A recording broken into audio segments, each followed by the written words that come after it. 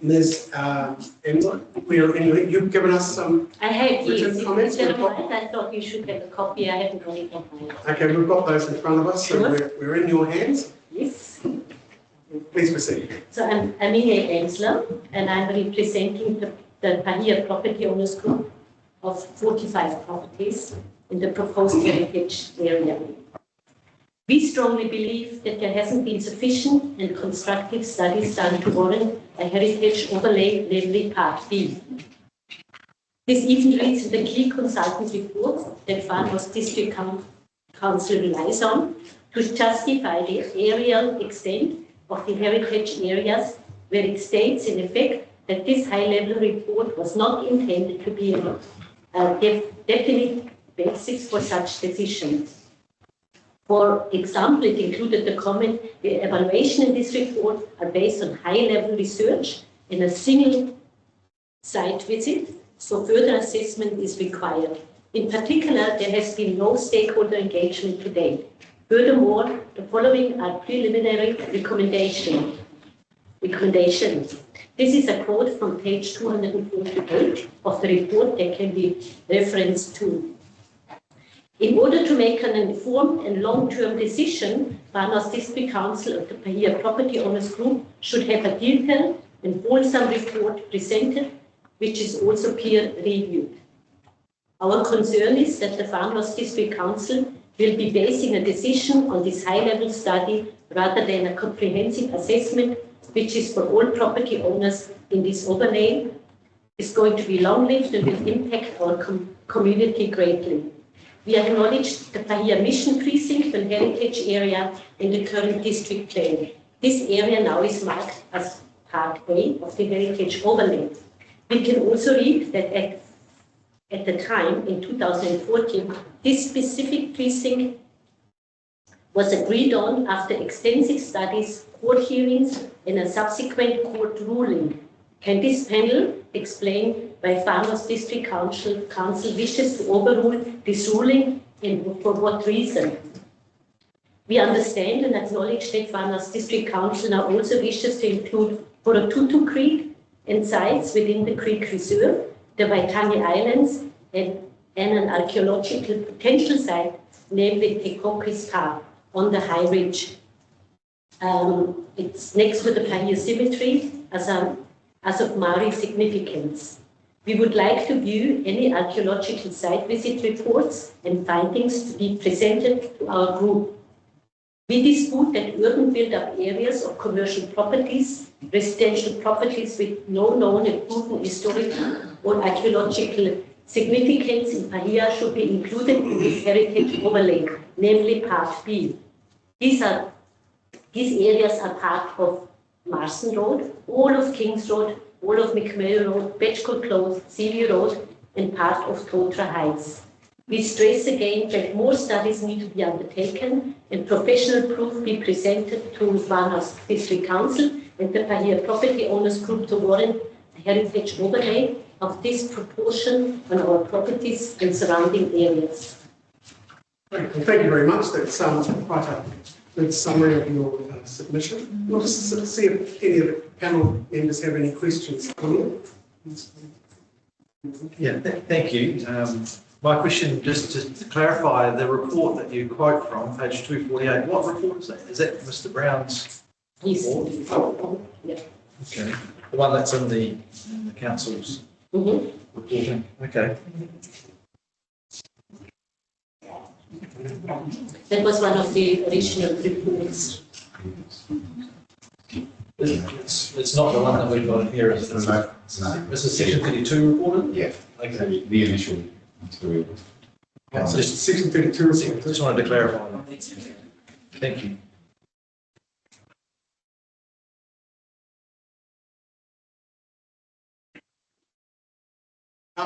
What I might do is I might direct a question to one of the council officers to help me clarify this. So, Part B, is this is part of the, what you explained earlier, where it's mainly earthworks and colour schemes, design.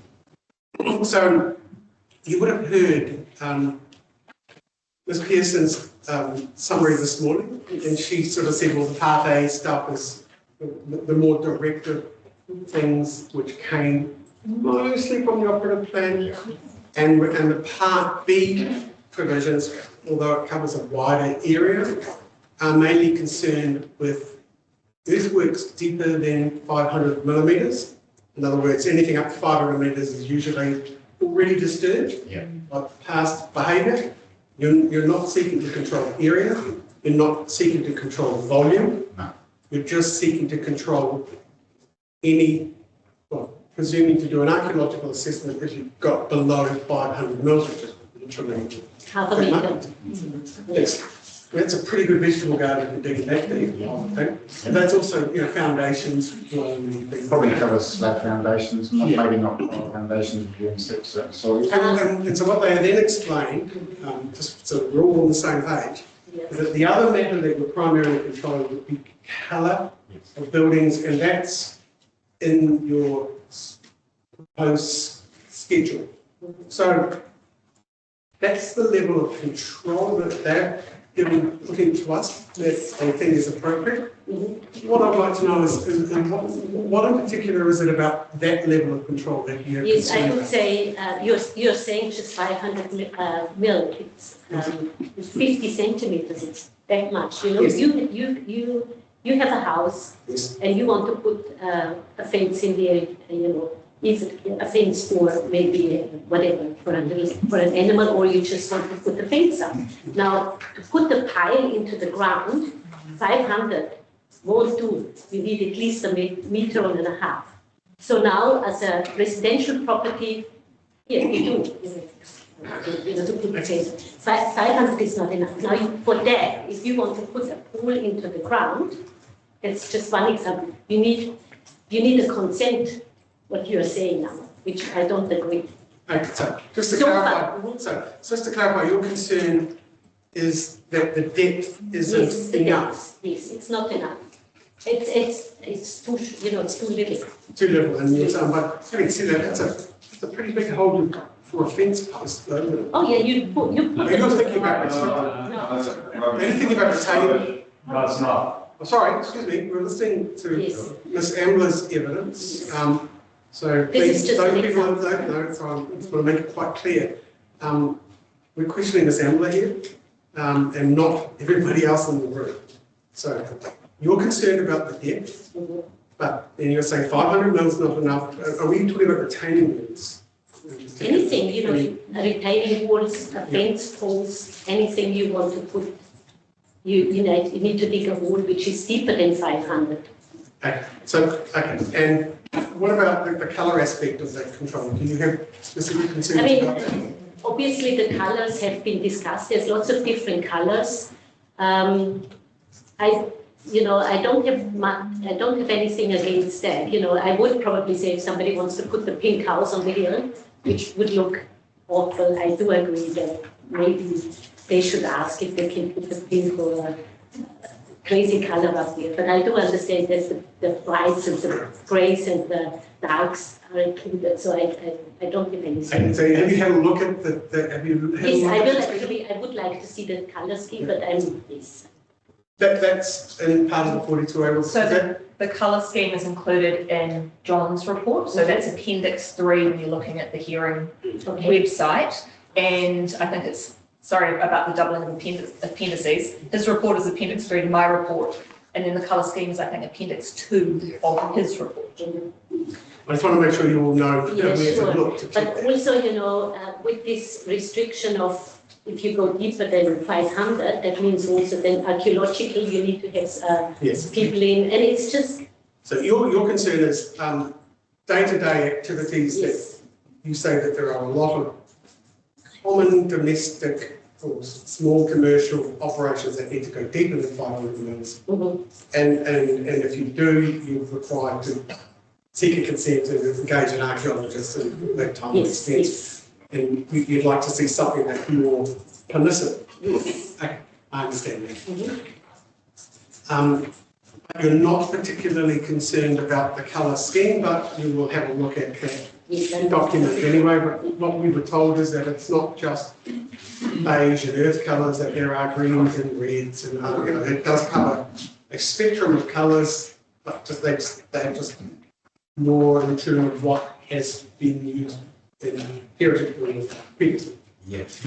I want to add anything more, Mr. Renner, to give some context to it? Yeah, so from the colour point of view, these are colour ranges that have been designed specifically by people like conservation architects and so on. Also include traditional Maori colours for meeting houses and things like that.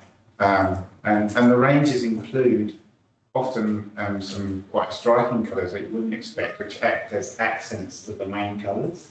So guidance pictures and things that you can look up that show how those are applied. And what that creates is I don't know, have you been to like Lesbos and Greece or something on a holiday? But the use of colour creates a really strong sense of that historic character.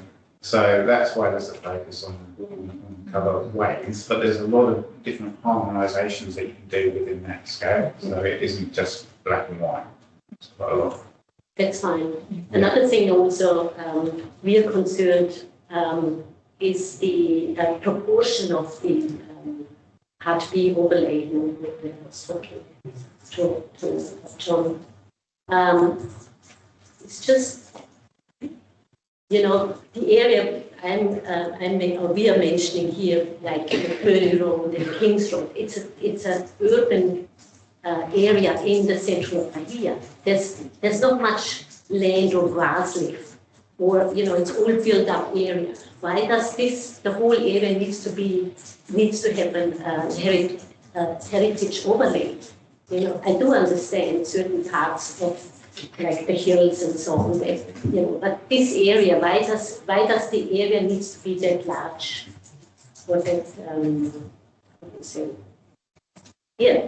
this large area rather than concentrate on pockets of areas which are of historical significance. Yes, okay, thank you. Well, we certainly acknowledge the concerns you raised on behalf of yourself and your membership. And we understand that you want to be able to use your properties reasonably and efficiently without having to go through a lot of assessment, but at the same time we're weighing what is the appropriate level of control that needs to go into an area that has a lot of heritage value. I might just ask Mr. Brown to give us a little bit of an explanation about the extent of that, just to perhaps give you some more feedback to address your concern. Mr. Brown, are you happy to answer that question? Absolutely, Mr. Chair. So this area that has been identified as Part B is based on while we say we did the preliminary review, we've looked at historical aerial photographs, historic maps, cartography, other sources, and then in particular in relation to Part B, the spread of recorded archaeological sites, and in combining those with the site visit as well. And then looking at all those streams of evidence and saying what's the likelihood of something coming up here that we would like to try and control development of, rather than waiting for it maybe to be uncovered and damaged in the process, and then you have to go for another process with heritage and Zealand and so on. And so the focus of the area is based on those historical subdivision patterns from the 19th century backwards, plus the archaeological record of the far site, for example, up on the hill there, and a number of surrounding features that spread out from that site. And we would anticipate that as a sort of fanning out in front of those recorded sites on the hill, we would expect the area in front of it down to the beach to have been occupied and used. And so that's why that area has been defined as an area of what we consider to be, or I consider to be, the higher risk area. And then as you get away from it, fanning out, if you like, down to the beach, and as you move away to the north, to the southeast, that risk kind of drops away. And so I've been careful to try and identify the area where there's the highest probability based on all of those factors, rather than just so while it may seem arbitrary, that's that's part of it. And then the other part of it is also trying to follow features and boundaries and property lines that relate to those historic sites, but also are still present in the area today, so that it's understood as to where that overlay applies. And that's the same for actually all of the overlays, not just that's a sort of method, if you like. Well, thank you very much. I hope that helped you understand where the council was coming from. Do you have any further Yes, comments? I will actually maybe we'll have a chat with, or we will sit together and talk with the owners group, and there will be some more questions and issues. I believe we have a certain amount of time. We can, after this meeting. Well, I think if you've got questions or clarifications, I'm sort of more than happy for you to that can be directed probably through the planner, I think, Ms. Pearson.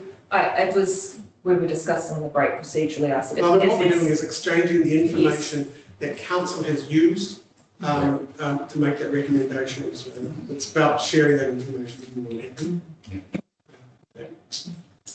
I assume that's what you're after, just understanding how they came to that conclusion. Yes, and as I said here that an area, a built-up area is, I do understand your point, but to find any archaeological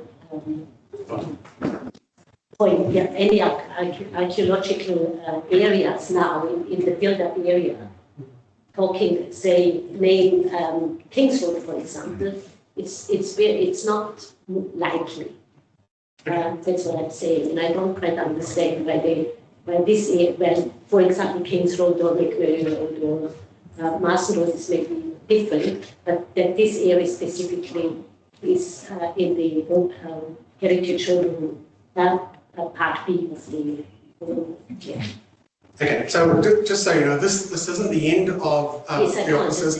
At the end of the hearing tomorrow, they will respond to the evidence that they've heard. So there might be some further evidence, but also too, the council gets to write what we call a right of reply. So within 2 weeks of the hearing finishing, usually, the council officers will publish a document which says we heard all this evidence and this question was raised by Inga and they may respond to some of the questions you've raised, and that will be a publicly available document.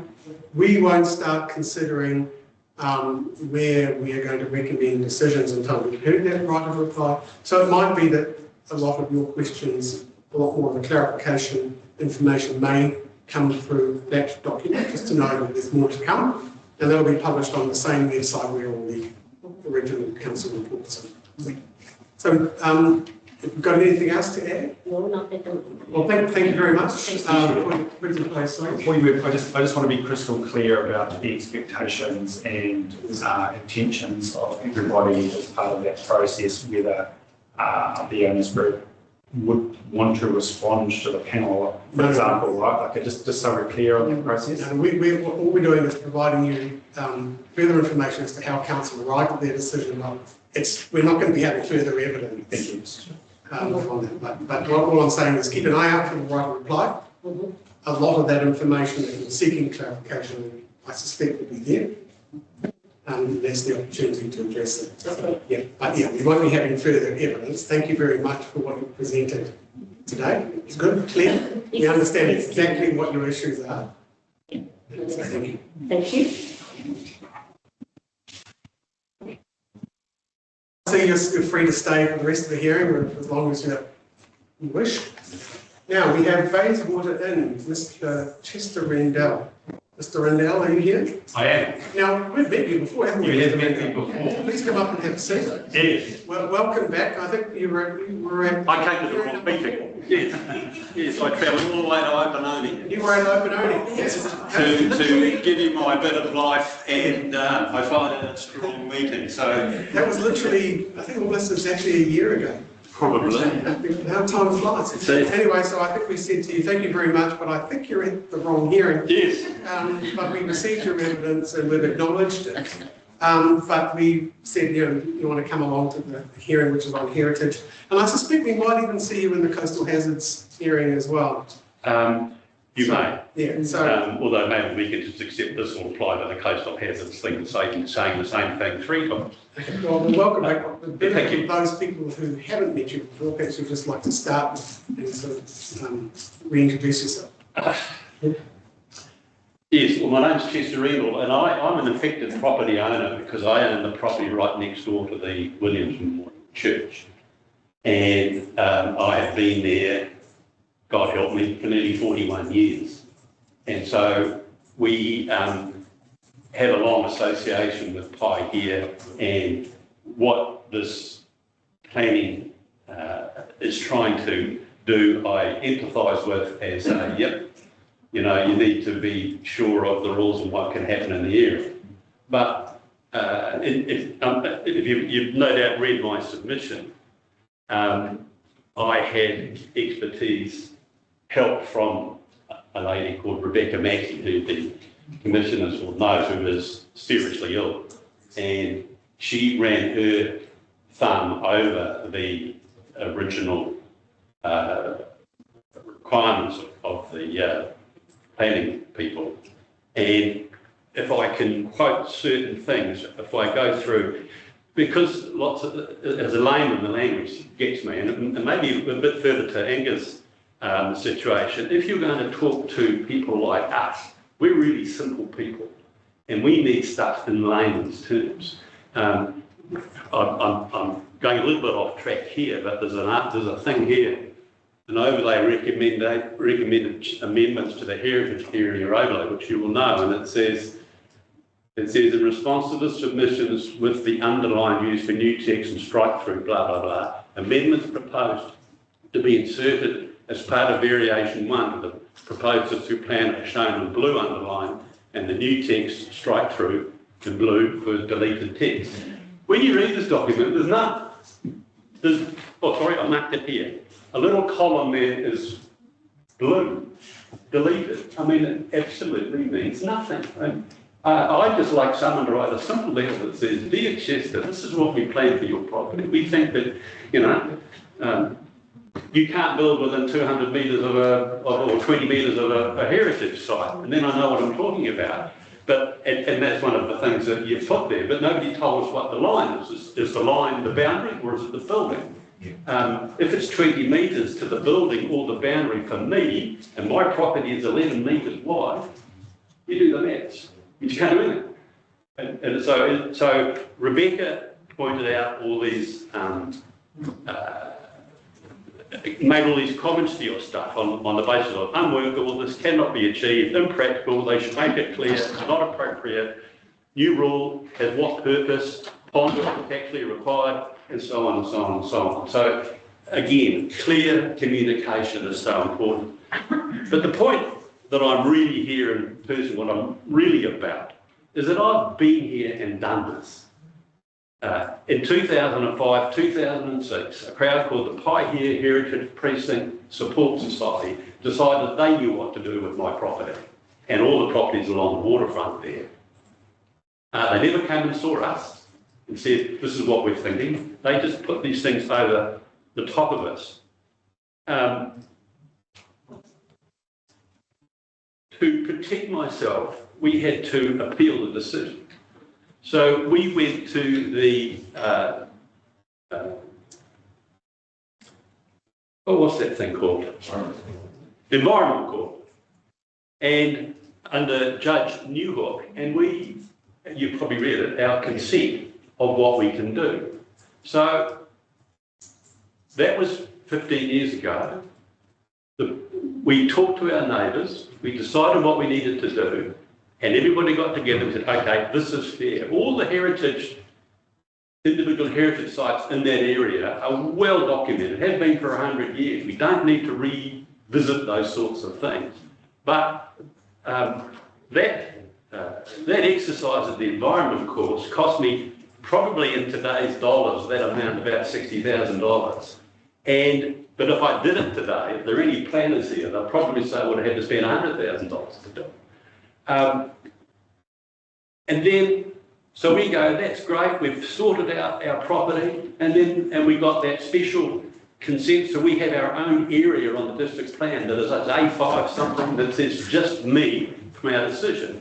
And then this turns up and wants to overrule that again. This doesn't have the power to overrule what you guys want to do. I want that put back. I want my property. I've been there, I've done that, because all this suggests to me is another 10 or 15 years' time, some other mob are going to come along and say, well, that was all very well back in 2025, but now we want to do this. So when does it stop? Yeah. You know, when does it stop? That's it. I've said my bit. I think you know what I'm thinking of, and I hope that the powers that be who make these decisions will accept that I'm just a little guy on the waterfront, but I think I need my property use and living conditions what is there today. Right, thank you. All right? Yep. Would you like to take some questions from us? I would love to take some questions from you. Your submission better? Yes. I'll just see if any of the commissioners have any questions. Well, no, just to reiterate, I think I understand what you're saying. That consent order document that's in the back of your submission, you're basically saying the bits in there that apply to your property, you want them specifically in the plan. For our property. No, well, I want my current consent to remain as the rules on my property. Yeah. Yeah. I think I understand that. Yeah. And at the moment, that's just been ignored, and you've just been lumped in with everyone else. That's what you're saying. Correct. Yeah. Okay, I'm clear on that. Thank you. Kia ora. I was just wondering, I hear what you're saying, and that you want your current consent to remain on Bayswater. Do you support the kōrero of the previous speaker that overlay shouldn't extend to the wider area? Yes, well, I think it's gone too far. Yes. I mean, the areas that you're trying to protect and all this, I get it, is sort of the waterfront and the aspects behind it. But you've gone right down Kings Road and into Beechwood Place and stuff, which is, that's with the greatest respect to that area, it's suburbia. It is what it is. But I think the visual appearance of the town is important. And in fact, my consent protects that. I got, on that consent, I got permission if I wanted to move that building forward to the 10 metre mark. It's about 30 metres back now.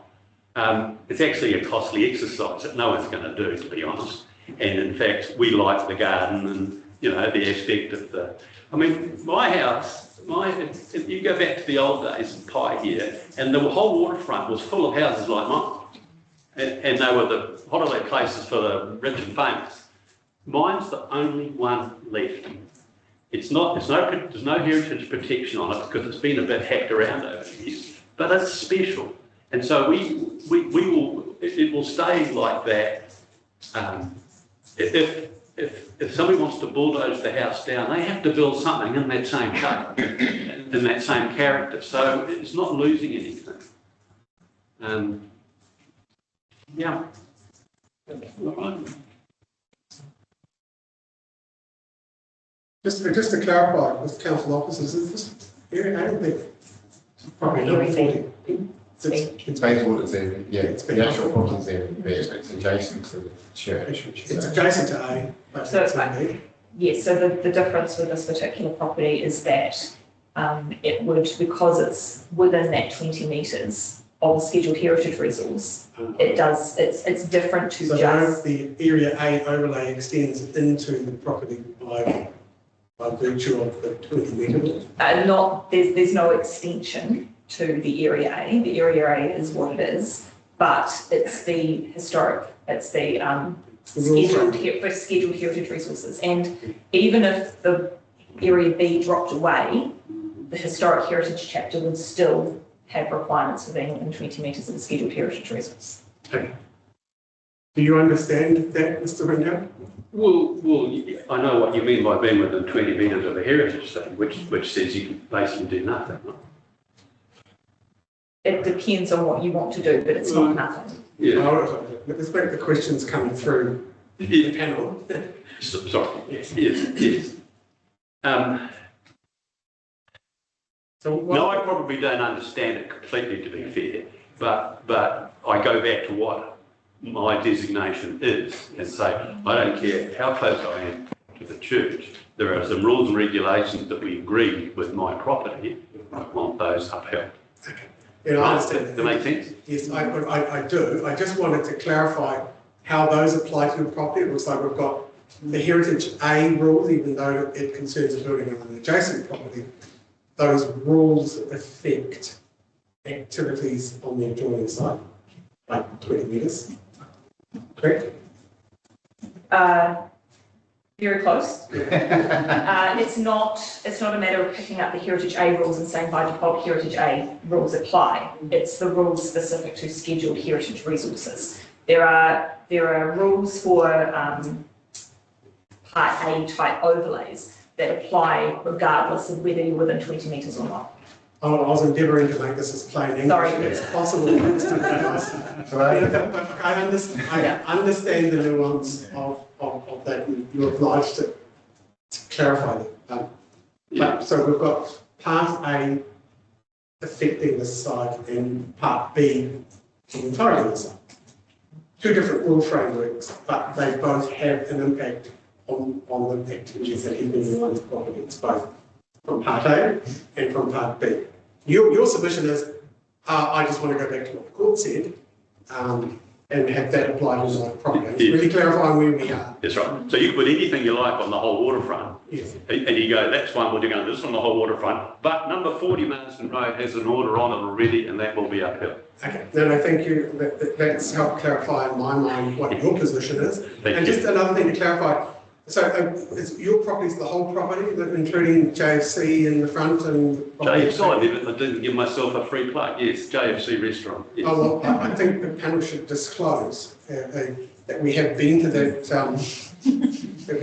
establishment and enjoyed it very much. Thank you. But I wasn't bribing. I didn't know you were there, so I wasn't bribing you, so you didn't get the discount. We were in deep cover. But next time we can talk about that. Well, thank you very much. And again, just scanning your submission again, I noticed you have something to say about coastal hazards. I think that's the next hearing. So we were invited to come back and give further evidence on that aspect as well. Okay. So we might see you again. Okay. Thank you very much again for your submission. Thank you. We understand it better now. And thank you very much, Council Officers, for clarifying that. Thank you. Now we have Don Nindino. Mandano. Thank you, sir. Right, so you didn't want any interruptions of your submissions. Please not. This is the first for me. I'm very nervous. Again, I want you to feel comfortable, relaxed. We're not here to put you under any pressure. We just really want to understand the nature of your submission. Yeah. So feel free to. Okay, I'm reading off my phone because I don't own a computer. Thank you for allowing me to make this lay oral submission in support of my written one, which I believe was the first on the 20th of October 2022, and now I'm amongst the last. I believe this proposed plan regarding historic heritage and cultural values is being foisted unnecessarily on 22 Marsden Road under the following 8 headings. Number 1, incompatible land use. The heritage around me is already well catered for and is obviously compatible. My neighbours all respect and comply with the existing plan. Their properties have remained the same in basic appearance since their constructions, all with correct paint colours, and this has been voluntary over all these years and without intervention. I am grateful the notable Norfolk pine planted by my great-great-aunt has long been protected. Same for the ruined site of my great-great-uncle, William Colenso's printing press, also has been long protected. Number 2, heritage. My own heritage story shows my great-great-grandfather, John Fairburn, was the first European to be born 202 years ago at the mission site, on land fairly and purchased from Maori by the Church Missionary Society. The area was a European enclave with European culture. Tangata whenua, number 3, tangata whenua and spirituality over my land. Considering any historical, spiritual or cultural association held by tangata whenua when assessing and managing the effects of land use HAP1F. I have not asked for or need Maori spiritual or cultural values here. Neither did any of the preceding generations living here before me request any Maori spiritual cultural control legislation over the land I hold. This could be seen as a discreetly veiled land grab, in my opinion. My great-great-great-grandfather, William Fairburn, built the Kirikiri Mission House starting in 1819. Then from 1823 onwards constructed the 3 Paihia mission houses, a school and a church over the first 10 years. He was a signatory to the treaty. As a lay missionary, his culture and spiritual values was to read from the Bible, but only to those interested.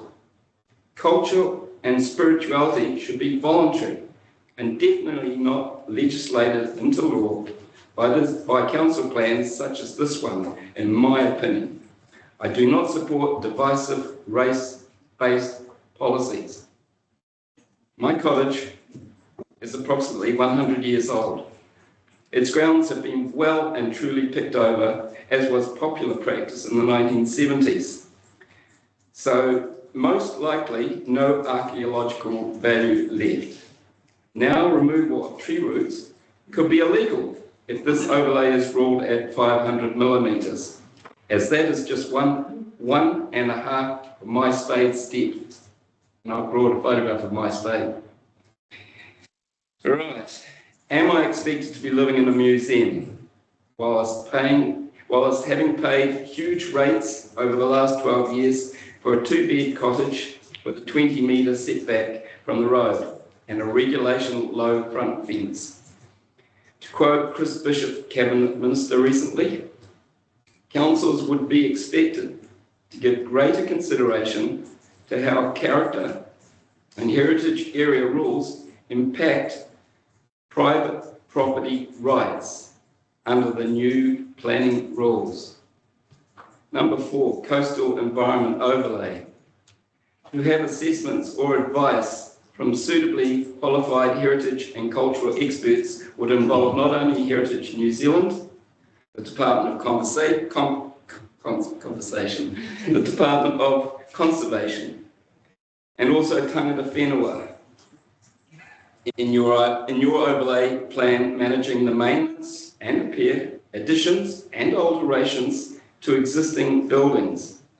I believe these expenses should be met by the experts themselves in historical overlay areas concerning private land. The built heritage on my property is very minimal, and the archaeology underfoot is already adequately protected, as is the scenic reserve behind me. If it ain't broke, why try and fix it?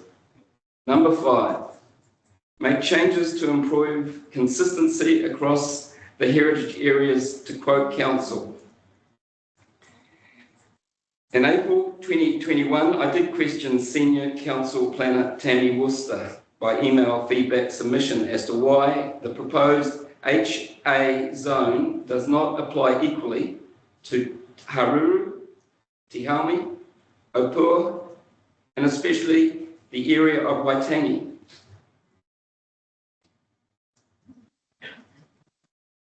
The Waitangi Lower Marae has, I believe, 2 listed historic element resources. My missionary great-great-aunt, Elizabeth Colenso, and her sister ran a native school there in the early 1880s. I know no proposed coastal environment heritage overlay plan has been drawn up around the Waitangi housing lands behind and including the marae. These appear to me to fit the objectives of the plan entirely, archaeologically, spiritually and culturally. To quote Council's own written plan objectives in 2022, enlarge the area to recognise the broader context, early Maori and European settlement patterns. So why was this proposed extensive overlay drawn around Paihia and not around Waitangi? When and if my property is reintroduced into any heritage zone, the result will be instant lower property value, along with higher insurance costs for being in a specially designated area. It will become very much harder to sell. Intending purchasers will weigh up all the extra compliance costs and restrictive legislation against more straightforward purchases. Some of you will be aware of the recent very telling Heritage New Zealand double glazing debacle. And if Plan B is adopted, then a fair and reasonable rates relief rebate should be adopted for all those property owners concerned, as it is council alone who is responsible in these property devaluations, in my opinion. Number 6, lack of engagement. Council's hasty Zoom meeting was a total flop in my opinion. Lumping all the different towns together really astounded me. The clear picture of the Zoom session to me was a real dissatisfaction of this very costly, inadequate council plan. If council really wanted to let's plan together, surely one public hall council-run meeting for the Paihia community would surely have given a pretty good insight into their ratepayers' thoughts and positions either way. So why was there no public hall council-run meeting held in our community, I ask? I just don't accept one-on-one consultations can gauge full and adequate feedback, let alone give the community clarity. So council engagement gets a very big minus in my opinion. It is fair council will push this plan through regardless justification of their enormous expenditure to date over the last 3 plans. Accordingly, and under accountability and transparency, I have requested the full council costs over the previous Paihia Heritage Plan and also of this proposed Heritage Plan, including council's appellant costs in regard to the 2013 Environment Court case number 2014 New Zealand ENVC 129, which involved my property. These will be an eye-opener if ever released, and I'm referring to the costs. Last week, council informed me that I may face personal costs to obtain this information. Oh my God. Conclusion, number 7.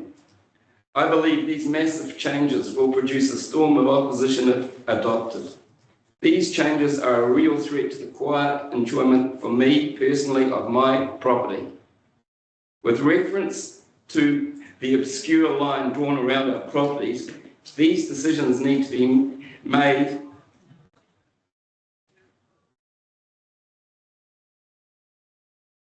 on each individual title after a complete and thorough research by qualified experts who can produce proof of their findings. In 2014, the Heritage Area Precinct around me consisted of just 8 properties, 8 residential properties, with 7 of them keen on being removed. Later in the year, thankfully, 4 were removed, and totally by the Environment Court decision, number 2014, New Zealand ENV Court 129.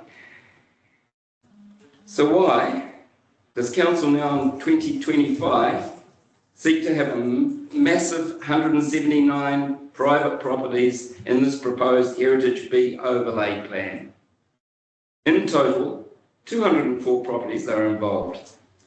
Sorry, but that suggests to me of some very handed, expensive planning that has fallen short of its own stated objectives, in my opinion. The Paihe Property Owners Group was formed by word of mouth and having in excess of 50 interested parties. I think I've said 54 before, so okay. So funding for another Environment Court challenge next time round could well be greatly enabled given the increased numbers.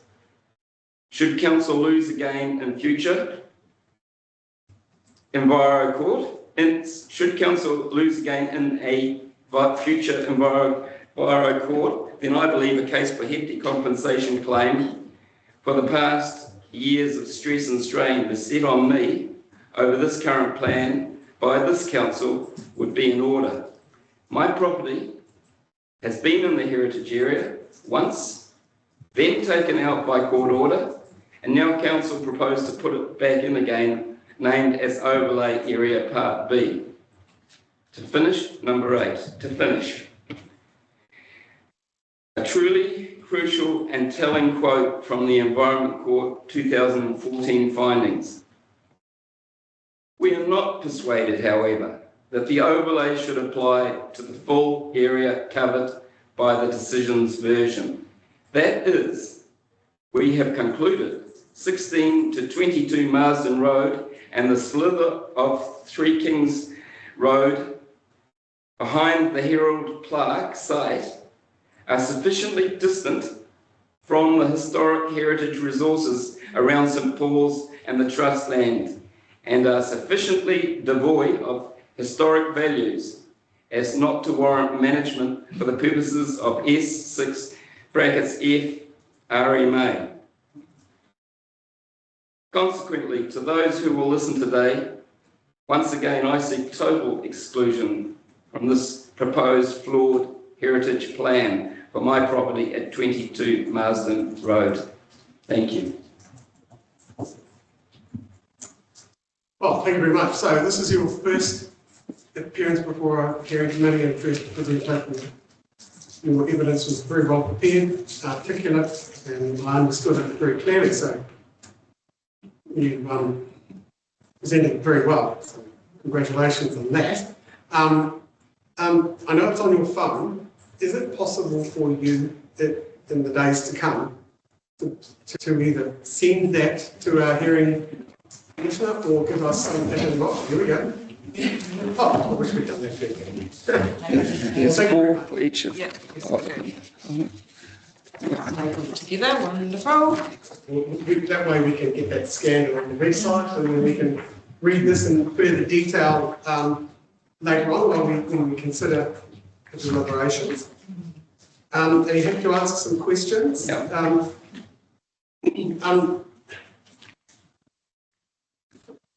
You heard the discussion previously with Miss Tammy Worcester. You know, with Ms. Ansler, the discussion we had previously with Ms. Ansler, Inga? Oh, yes. You heard that discussion and we were talking about what Area B meant. And so I think what you said in your evidence, you have the same concerns as her with regards to the whole depth control that concerns you. Yeah, it's not deep enough. I can take you to my property and show you the roots that mound high on this flat ground. It's deeper than the 50 centimetres. Okay, no, I understand that. And just so I can just relate your submission to that, hers, the colours schemes. Happy, very happy. Okay, so you're not, so pretty much the same concerns as her. It's not, the excavation standard is not deep enough for everyday domestic use. Yeah. But you've got no concerns with the colour framework that they put up. But your submission seeks to have your site completely removed from any control over any heritage standards. As it currently exists now. And it's over the last 3.5 years, this pressure, this plan has been come on me. I've lived worrying sick about it. Okay, no, I understand that. And, I'm sorry you feel that way. Have you talked about loss of property value? Yes. Yeah. Have you consulted, have you had some expert advice? No, I've read the newspapers and seen what's happened everywhere else in New Zealand. Okay, that's your concern based on your reference to other properties and in the media and the like. And as far as my insurance claim, my friend's an insurance broker, and the cost will go up to anybody in that area. All those properties, their insurance costs will go up. Right. And so is that based on the presumption that a heritage? Correct. And they ask it, they search it on their own maps, and they say, oh, you're in the heritage area. And so you've got that advice from a broker to your it applied to my own property when I wasn't, when I first bought the property, and I was being charged commercial rates because I was on the foreshore. Well, no, thank you for that. I'll see if the other commissioners have any questions for you. You're just taking the line of question. Oh, thank you for your submission, and you did well today. Well done. The line of questioning that the chair asked about being similar to the other submitters, are you also similar to Mr. Rendell in terms of being adjacent to the Heritage Part A property? You know, he's on one side of it and you're on the other, so you're right against it, and so that setback kind of control will also apply to your property, I imagine. Is that right? I've currently got a setback from the road frontage back. I can't build or move my place forward for 20 metres, I believe. That's the only setback I know. I don't think the setback applies from my fence line because I am more than 20 metres away from the ruin site, which is where it's taken from, not from the tree, from the ruin site. Right. Yes, yeah, the tree. Okay. And my second question is the Environment Court decision that you reference. Yes. Are you able to provide us with a copy? Yes, I've got it all here. Right. All with me. Thank you. That would be helpful. I don't know. Can I? Later. Yeah, it doesn't have to be right now. Yeah. I just think it would be helpful for context. Sure. Thank you. Tēnā koe. Mihi atu kia koe e mokopuna o te treaty o Waitangi. Mihi atu ki tō tupuna, Colenso. And Fairburn. And Fairburn. So just,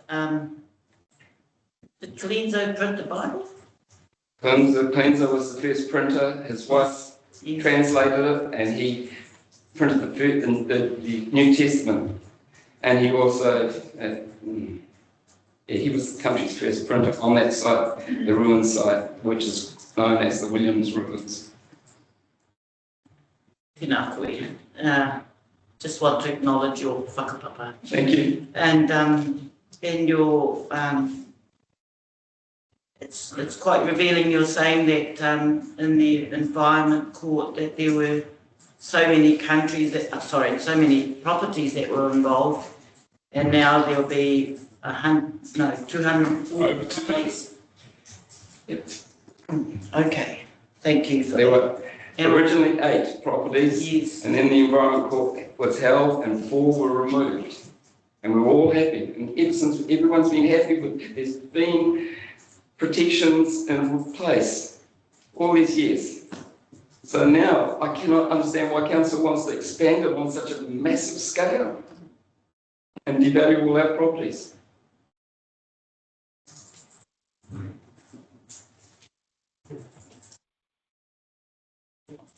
Thank you. I've just got one more question for you. You referred to an Environment Court decision, the FNDC 129. Is that the same one that Mr. No, this is a different one. Do you have a copy of that? We can get one. I've only got the one. Oh, that's one. Sorry, I was too busy thinking the question and not listening to the question. So Chester was involved in an earlier court. So you can get us a copy of that at some stage? I've got the one from mine when I bought my property, yes. Okay, sorry, I didn't realise that. Yes. Okay, well, thank you. Yes, if you could just supply that to Alicia's case. Yes. And there's no less pari, but that would be helpful if you could get that to us rather than us digging it out. Sure. Thank you. Well, I don't think we have any further questions. Any clarification requests my way? Well, very good. Well, again, well done. This is your first. Well, perhaps hopefully not your last. Thank you. And thanks again for your.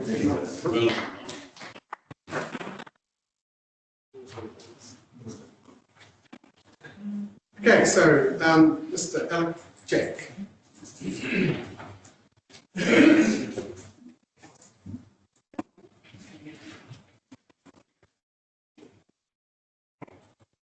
Kia ora, everybody. Hello, Mr. Jack. Make yourself welcome. So you're going to be presenting it. You've exchanged some evidence previously for us to look at, haven't you?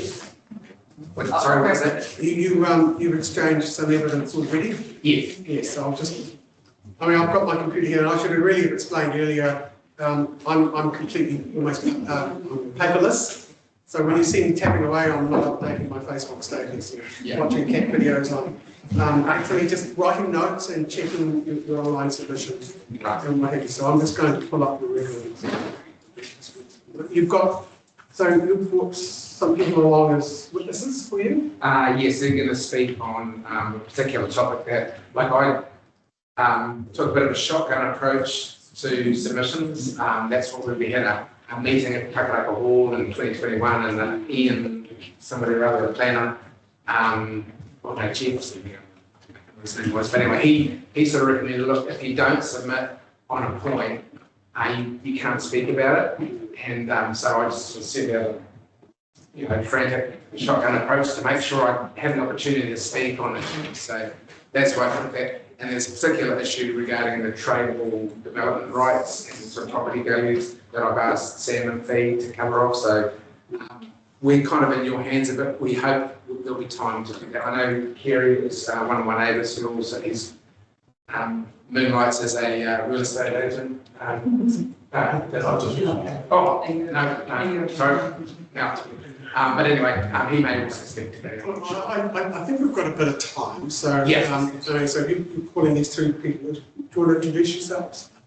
Sure. Okay. Sam Chapman-Smith and Fiona Chapman-Smith. We are in the Poirua area, and we were beforehand originally, and there's been a large expansion onto our property in the northwest. So our address is 7135 State Highway 1. Pakaraka, and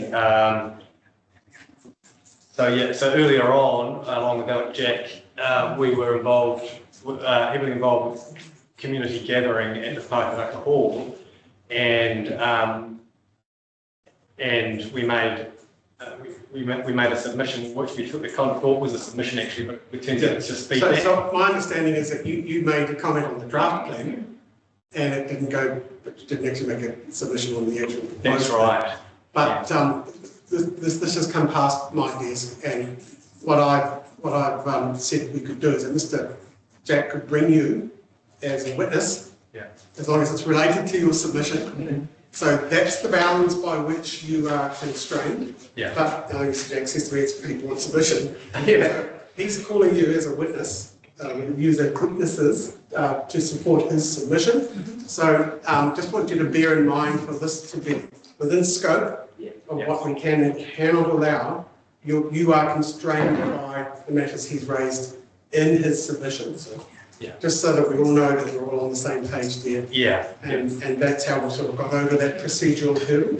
Okay. Thank you for doing that. Yes. No, I think that's quite well and good. We want to hear your views. We want to make sure that you have standing to be able to hear those views, albeit via Mr. Jack's submission.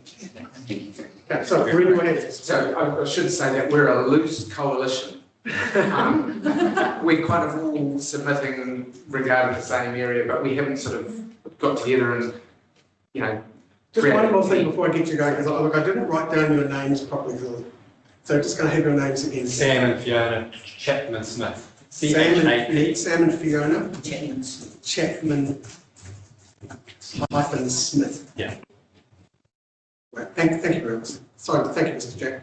Okay, so first of all, I'll just thank the speakers who came before. A lot of the sentiment they covered sort of the nerves of being here in front of you in a foreign world. It's pretty overwhelming, and it's been a very long process. since we got notification of all these changes. I guess I'd also just want to quickly say that this Haurua area requires a little bit of a paradigm shift. It's Māori centric, it's not colonial centric. Okay, so I'll just get into it.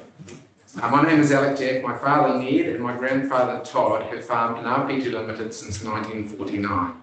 Ngāwhitu, the Jack family farm, is situated in the southwest corner of the Haurua Heritage Precinct. Just so you're aware, parts of our farm have had multiple layers of council control imposed upon us. Outstanding natural feature, outstanding landscape feature, significant natural area, site and cultural significance to us. I hope your considerations today will be focused on the presence or absence of heritage. As the revised proposed overlay area currently stands, and I should just say that I do struggle a bit with how to describe all the various iterations that we've had. So I sort of refer to the operative Haurua Heritage Precinct as being what was, we have had for the last 20 years or so, and then the revised heritage area or overlay is what John and Melissa have been involved in.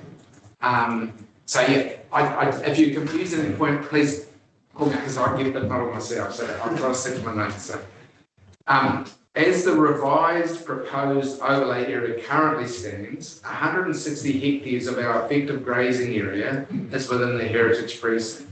That's 400 acres of pasture. That doesn't include a further 80 hectares of native bush, which is also in the overlay, a total of approximately 600 acres.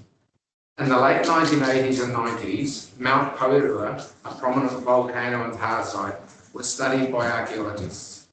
Then, in response to an application by Ngāpuhi, the mountain was designated traditional site status.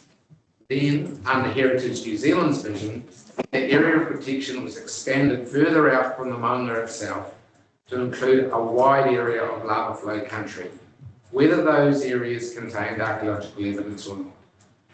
The Heritage NZ vision has now snowballed further, seeking the inclusion of a wide area surrounding the precinct, so as to bring a number of historic buildings into the proposed Haurua Heritage area. Although a subtle change in description from Heritage Precinct to Heritage Area, it also incorporates a radical departure from what Tangata Whenua envisaged when they requested that the maunga be listed as a traditional site. At the heart of this matter are two important considerations. What do we seek to protect at this site? And where should the boundaries of that protection lie? So first of all, what do we seek to protect? Is it the historic 19th century homes, stables and church? These buildings already have their own individual appropriate levels of protection. These buildings represent the early days of colonialism, a time that wasn't all tea, scones and croquet on the lawn for the average Māori person in the 1800s. The currently operative Haurua Heritage Precinct protects the unique pre-European Māori heritage of the area. I'm sure Billy Woods from Heritage NZ will expound the unique virtues of the area at tomorrow's hearing. That the precinct is not just nationally significant, but significant in comparison to sites across the South Pacific. It is a source of great pride to all of us in our community, but for Tangata Whenua, that pride in the tangible site extends deeper into the intangible taonga at the root of their being, their history, their genealogy, their whakapapa. Tangata Whenua are the modern day living embodiment of the very heritage that this site seeks to honour and to protect. While the other 8 heritage areas you are hearing about are Eurocentric, the Haurua Heritage Precinct is uniquely, proudly and purely Māori-centric, and pre-European Māori-centric to be precise. The presence of modern day buildings and infrastructure within the precinct are coincidental and inconsequential. They do not contribute to the mana of the site, they are irrelevant. The overlay area should not be expanded to embrace them. Unlike the other 8 precincts, the Poirua precinct is not about our colonial past. It has always been about pre-European Māori. I have greatly appreciated the help I've received from Alicia Kate and Melissa Pearson in recent weeks, but sadly, for most people in my community, the most memorable part of the PDP process has been the lack of effort from FND staff to engage with affected parties. That's despite page 249 of that section 32 report that you referred to earlier, stating, and I quote, "A stakeholder engagement plan should be put in place rather than relying on notification of the plan." So that's a theme that I'm sure you've picked up from other presenters. It's been very disheartening. And I don't mean to point blame at any of the management. I don't know where this has come from. It could be a governance situation where elected councillors are not putting the money into things like consultation. But it's just so stressful on those of us who just sit here receiving it all. So, you know, worried about Don's health, you know, while he's clearly very affected. And I feel it too, I understand where he's coming from. I mention this because 2 days ago, I was astounded to hear Peter Tipini, one of the most connected leaders in Māoridom today, tell me that they have still not yet been consulted regarding the proposed changes to the precinct. That's despite him standing at our public meeting at the Pakaraka Hall in 2021 and declaring that tangata whenua do not want colonialism incorporated. Other local tangata whenua leaders like Wiremu Kiritini and George Packer of the Lake Waitangi Trust also stood and echoed that rejection of the Heritage New Zealand vision shared by the leaders. And I'm sure Bill will confirm those things. He's a decent, honest man. So.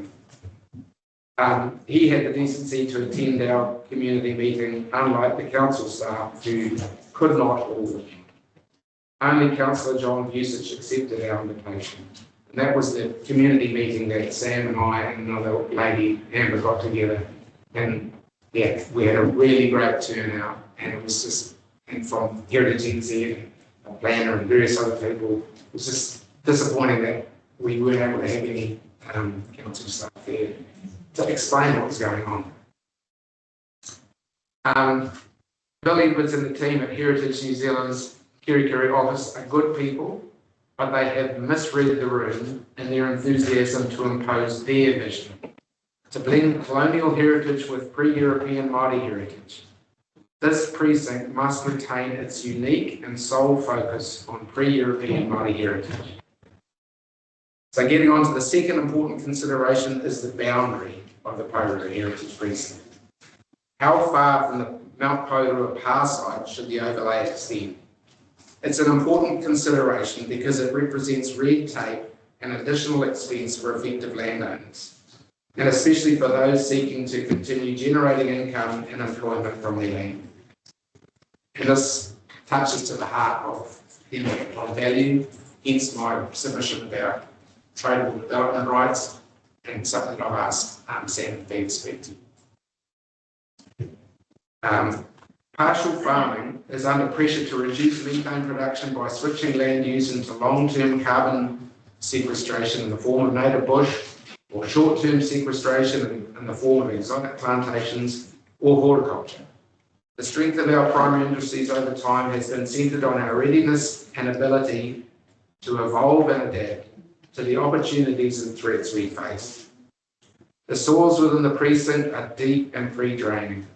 Water storage projects are nearby and have come knocking, hoping to unleash the economic prosperity and employment opportunity that we know horticulture brings to our community. We've seen plenty of that in Kaikoura recently.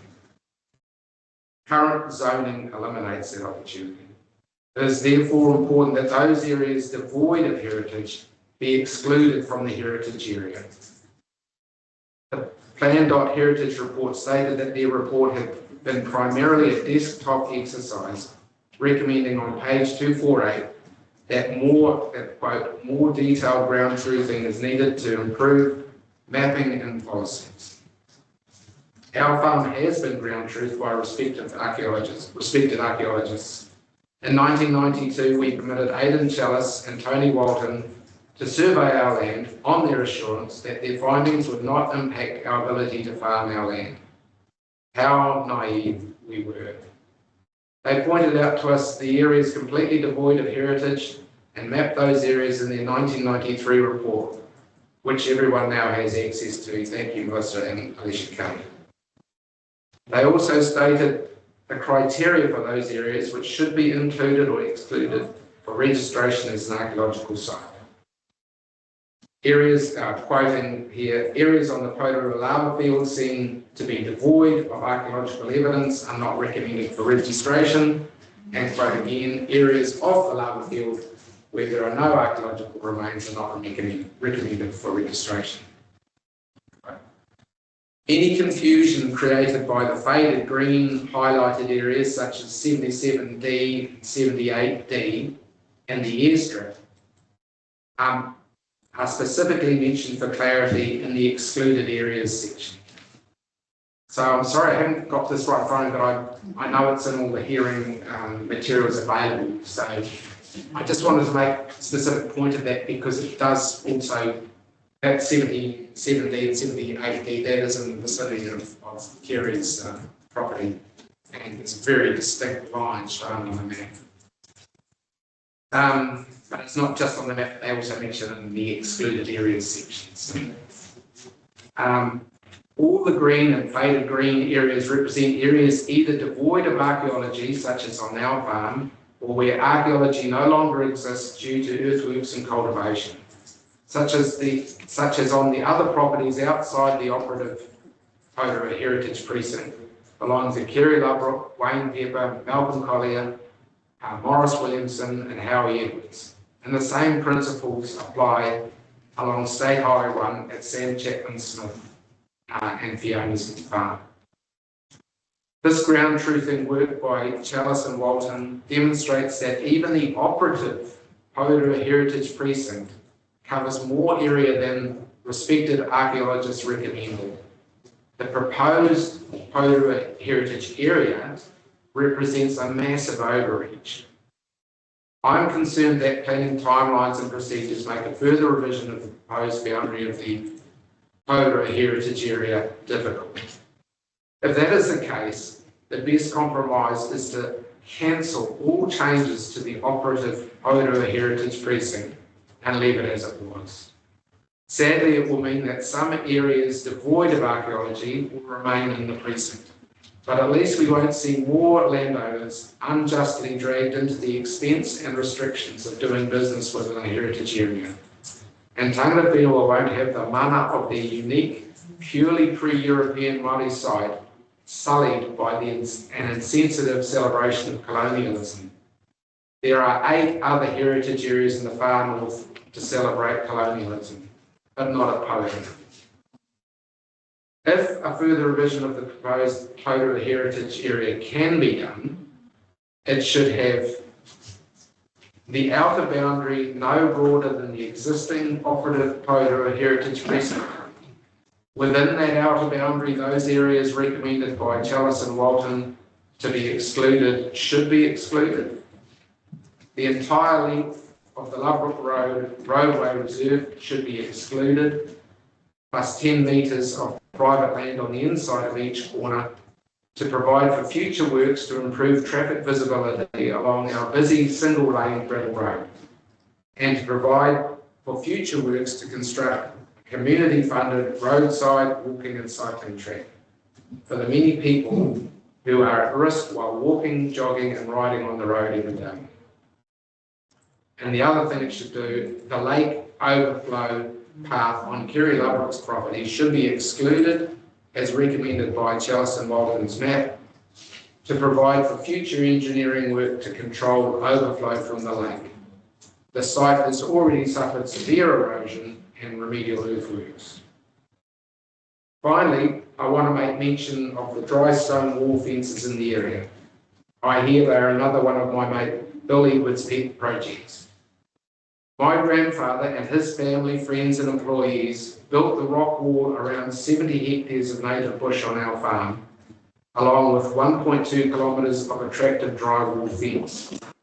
When we featured on Country Calendar 10 years or so ago, my father was interviewed about their construction cost. My point is this: a blanket assumption that all dry stone walls in the area have historic heritage value is incorrect.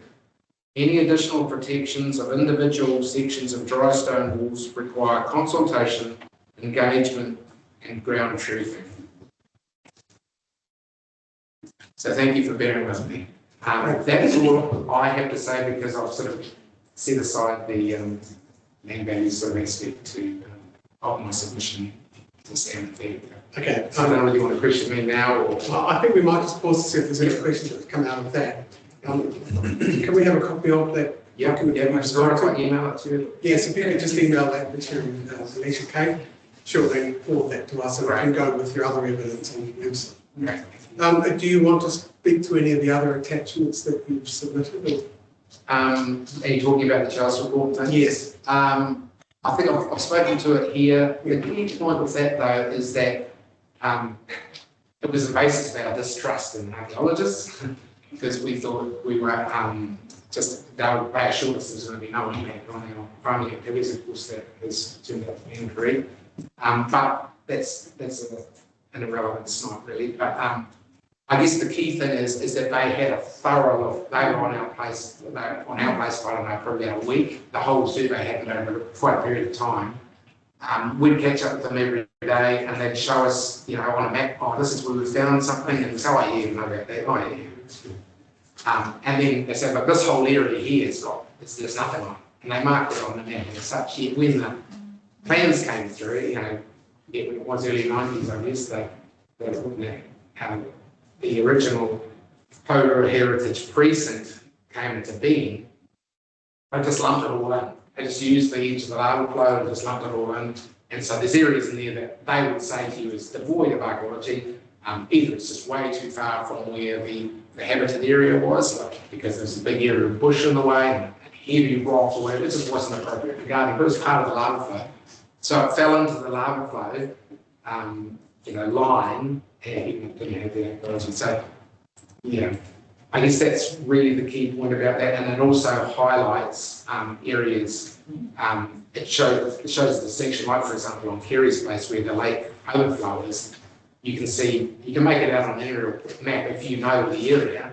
There's a very distinct line where it is, and at the moment the revised area extends across that. And what I'm concerned about is we have a very big problem at the moment with the lake Waitangi overflow, and that it's the access road to the settlement nearby goes right across it, and there was no when the developer created that area, he was able to persuade the council here at the time that there was very little risk of the lake ever overflowing. It had happened in about 1988, but he presented evidence that said, oh, that never happened again. Well, of course, it happens very regularly now. And there's no provision for it, and as a result, water is thundered down that hill, eroded out a great channel, and a lot of it falls to the poor old landowner to help remediate that damage. And there has been substantial site works to try to get that erosion under control, because if that erosion digs right back to the lip of the lake, and then the road gives way, well, suddenly you've got 100 hectares of a metres deep worth of water now trying to squeeze down this little chute. Well, you can imagine the disaster that would create, not just for the inhabitants of the valley and things and the ecology, but also the residents who quite legally live and they can no longer get to their homes. So at some point in the future, the trustees of Lake Waitangi, the residents, the regional council, I don't know, possibly even part of the district council, will be looking to find some sort of solution to that problem. Thank you. I think your evidence has been quite clear and articulated very well. So I understand where you are coming from in the statement. Sue, any other question? Ai, kia ora. Kia ora moto kōrero. At one stage, Poerua was handed back to some hapu of Ngāpo here. Yeah, Can so you- from John White, yeah. So, I know Kerry might be a better place to speak to this because Kerry's family owned that property for many, many generations, and it was then sold, and Kerry may or may not want to discuss those circumstances, but should I leave it to you to talk about that? Kerry, is that all right if I? So your colleague, Kerry Ludrow. Kerry is another Ludrow. witness? Yes, he's a. Oh, he's an ex-submitter. He's an ex-submitter, yeah. I think But we'll leave it to him to cover any of his. Yeah, yeah, so it was given back to her and it's now been transferred into the title, but Almighty Trust now holds ownership of both. It's about 60 something hectares of area. Yeah, thank you, Mr. Jack, for your submission. The main message I'm getting from you is that the mapping extent of this new overlay, which is replacing the old precinct, is not right. And the only way to get that right is through engagement and consultation to make sure that everyone's on the right page with it. Well, yeah, I think so, but I think we can even preempt the outcome there. Because what people are, we had a large community meeting and basically everybody the Chalice report would also say that that is the just boundary. So all the information's there in front of us, we just need someone to draw it properly. It's all there. And the sad thing is, kind of, from my neighbours like Sam and Fee, is that suddenly 70% of the area that was of my place that was previously in the, I don't know what iteration it was, but the first one that came out in the Planned Heritage Report, the same sort of land, cultivated farmland, and our houses and things, none of which are historical buildings. And I see the same thing, I've got what I want. I feel it's because I submitted, not because I have a superior argument to Sam and Fee. Poor old Sam and Fee have had that same class of land lumped into, not lumped, that seems disrespectful, but it's now 70% of their farm has suddenly got this classification. And with all respect, the heritage area rules, there's not two rules. It's not colours and depth of earthworks. There's a lot more to, it's not that simple. And when, as other submitters have said, when a potential buyer clicks on a property and all but comes heritage overlays, whoa, because we know there's a lot more than just paint colours and depth of earthworks. Yeah, you're in that overlay sort of heritage area, which is a little bit different to what we were talking about earlier, I guess. But so you're saying in terms of the mapping extent, there's a solution there. It's just a matter of someone. What I've said here is the best compromise is to cancel all changes to the operative Poudre Heritage Precinct and leave it as it was. Right. Yeah. That was very clearly defined. It follows a whole, and I feel for people like John who have been asked from, there's been a directive come down from Heritage New Zealand and Wellington saying we need more spatial integrity to these historic sites. Well, what I tried to draw out was that initially Ngāpuhi requested a traditional site status of the moment, of the mountain. But that has kind of snowballed over time. And now what we're seeing is what I call an overreach on part of Heritage NZ, whose vision is more along the lines of the other 8 precincts, which is this glorious interweaving of colonial and Māori history. I think what they're not picking up on because they haven't consulted is that tanga whenua, like the people who, Peter Tepene and people like that, when they get the facts on what's about to happen, they say we want to retain our uniquely pre-European Māori heritage. Of all the sites in the country, please just let us have this as that special, unique character. And don't try to say, wasn't it cool that everyone built these stone walls and things, which it is. But that's not what this is about. And all those, the church, the retreat, and all those other buildings, they've got their historic building listing protections and things. But let's keep this what it is. It's a unique and special site. And I guess, just if I may, one further question, the words that are in the plan that describe this area, are you comfortable with what they're saying, putting aside the spatial extent of it? You know, there's quite a description in the plan or proposed plan about what the area is all about, which kind of seems to align with what you're saying to me. I'm not clear about what, unfortunately, I'm flat out farming and being there, all those sorts of things. This is not my world. I'm just sort of having a little crack at it, doing my best, and then, so I'm sorry, I like that report, I just sort of put in search Poirot, and if it comes up Poirot, I go to that page and I read it, but I can't read 250. An unfair question, sorry. Sorry? It was an unfair question. No, sorry. But no, I appreciate your question, and because I feel like you're taking my concerns seriously if you do ask me these things. Okay, so it seems to me that in order to, I think, largely resolve your concerns is the exclusion of colonial and European history. Yeah, it's two aspects, Number one, it's like if Peter Tippett was here right now, like when he stood up at that hall, we were pretty much with it's all over. We'll be hearing from him tomorrow. Oh, great. Well, I'll come here tomorrow to do that. Yes. Because I've been in contact with him in the past few days about it. Right, so this will be touched on as well. Right. It's in his area. Okay, good. Because he, the moment he stood up in the hall and all the other Tangata Whenua leaders stood up in the hall and said, this is not what we envisaged. I think a lot of us all just relaxed and thought, well, that's never going to go ahead. And people didn't bother to submit. Well, I got the wrong typically, so I didn't see his, I can't. Yes, sure. And I would actually ask him to come along tomorrow, but I just know he's so busy. Yes, no, that's everywhere all the time. So as you say, there's two aspects. It's too broad, but if you follow Tangata Whenua's wishes, and constrain it to Māori history, those two outcomes are roughly consistent with each other. Is that correct? Well, I think retaining the current boundary. Yeah, and it's about celebrating, and also, like you say, the intent. Yeah. And so the intent is to celebrate the Tangata Whenua heritage values, not the colonial. It's more archaeological. Whereas these other presents are all about built heritage. I'll put a question to the council officers, and again, you don't have to answer now, but feel free to if you're comfortable to.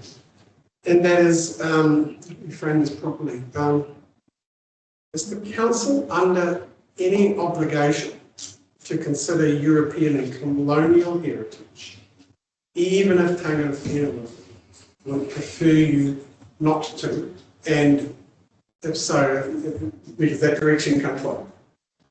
I think I would sit on that question. In other words, is it just a matter of, well, the Tangata Whenua don't want to celebrate European heritage, we have that discretion, or are you under obligations to consider European and colonial heritage, even if Tangata Whenua would prefer you not to? Is there some process by which to manage that issue? I'm uncertain, so I'd like to hear that. Yeah, we'll give you a comprehensive answer, Mr. Chair, but I would suggest the definition of heritage is encompassing and obligations to protect it is all encompassing. That's not to say that there could be something worked out, but we also have to work with what's in front of us as well.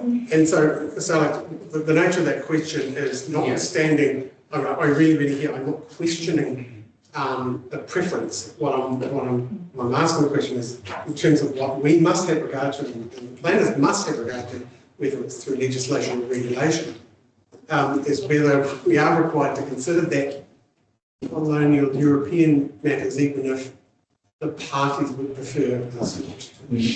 I would hazard a guess, Mr. Chair, I don't think we can answer it. I think there's too many caveats to answering that question, whether it's, for example, whether it's the particular tool or having two separate tools to manage the two separate matters. I'm not sure we can give you an answer other than our obligations under the RMA extend to historic heritage. Yeah, well, those obligations I think would be helpful in clarifying them. And at least that might help us navigate that particular relief that you put to us. Could I suggest that there might be simply you might have your heritage areas, your 8 heritage areas, but that Potorua not be, like before Potorua was a heritage area or precinct. Before it was it was a place that had archaeological value and that it also had colonial value. I guess what I'm saying is, can we not just say that those colonial structures, etc., that are currently not in the area, stay out of the area? Because I think that will go a long way to making tangata whenua feel like, because at the moment, the feeling is that the reason it's going here and here is to capture these, it's to capture the church and the retreat. I understand all those aspects. What I was trying to get is legally. Where does our powers come in? Where does council powers go? Notwithstanding any of this evidence that you presented to us. And I'm just wondering whether the solution to that might be calling it something different. Yeah, correct. There might be other mechanisms. It's another mechanism. Yes, there could be another mechanism which I'd like you to explore. Thank you. Like I say, I don't think there's any wrong answers here. It's just we'd just like to know what's in the toolbox. And so we can have as many options as available. If it does, what I fear is that the discussion is going to be quite divisive if it goes ahead. Because then you're forcing tangata whenua to step forward and say, we don't want colonialism in this site. And that's not a fair thing to force them to have to articulate in this modern environment. There's enough division already. And that's, forcing them to say, look, this is why. Can we not just keep it for us? Or make it about us? I'm just recognising that we have Heritage New Zealand as a submitter. Yes. Involved in this. They have their functions as well, and we'll make sure that anywhere we go, recommend the council has had regard to all of our duties and obligations. So it's not making a decision either way, just really clarifying and seeing. Perhaps we should now move to your witnesses. Yeah. Okay. Yep. Thank you, Alec. So do you want me to? I don't need to reintroduce myself. Okay. I've written your names down properly now. Okay. We've got 2 points that we wanted to attach to regarding Alec's submissions. The first speaking point was it's under submission S277.024. Alex sought to abolish the proposed expanded area, not only for his property, but in its entirety, and we are attaching to that. We fully support that submission, and in particular, we want any area outside the lava flow that's on our property to be removed. So our property and impact. We were shocked to discover quite recently that 70% of our 600-acre beef farm is still included in the proposed Poiurua heritage area, thanks to Alec, who kindly notified us. We have since done some maps, and our property is in the northwest. So I guess if you look at the proposed one here, this is the latest map, I believe. We are right up here in the northwest, and previously the small areas of lava flow that extend onto our place, which is approximately 6% of the farm, is included in the existing heritage zone, and now it's more like 70%, and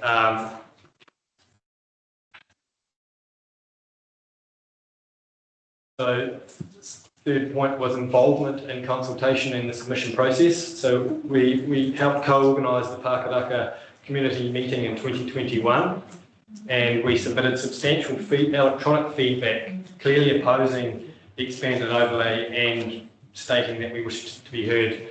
And I think we misunderstood the process, and so we explicitly asked to be heard and considered ourselves formally part of the process, and that we believe that we would be part of the process from there onwards, but it seems that we did somehow drop out. Our heritage zone land has jumped from 35 acres to 425 acres.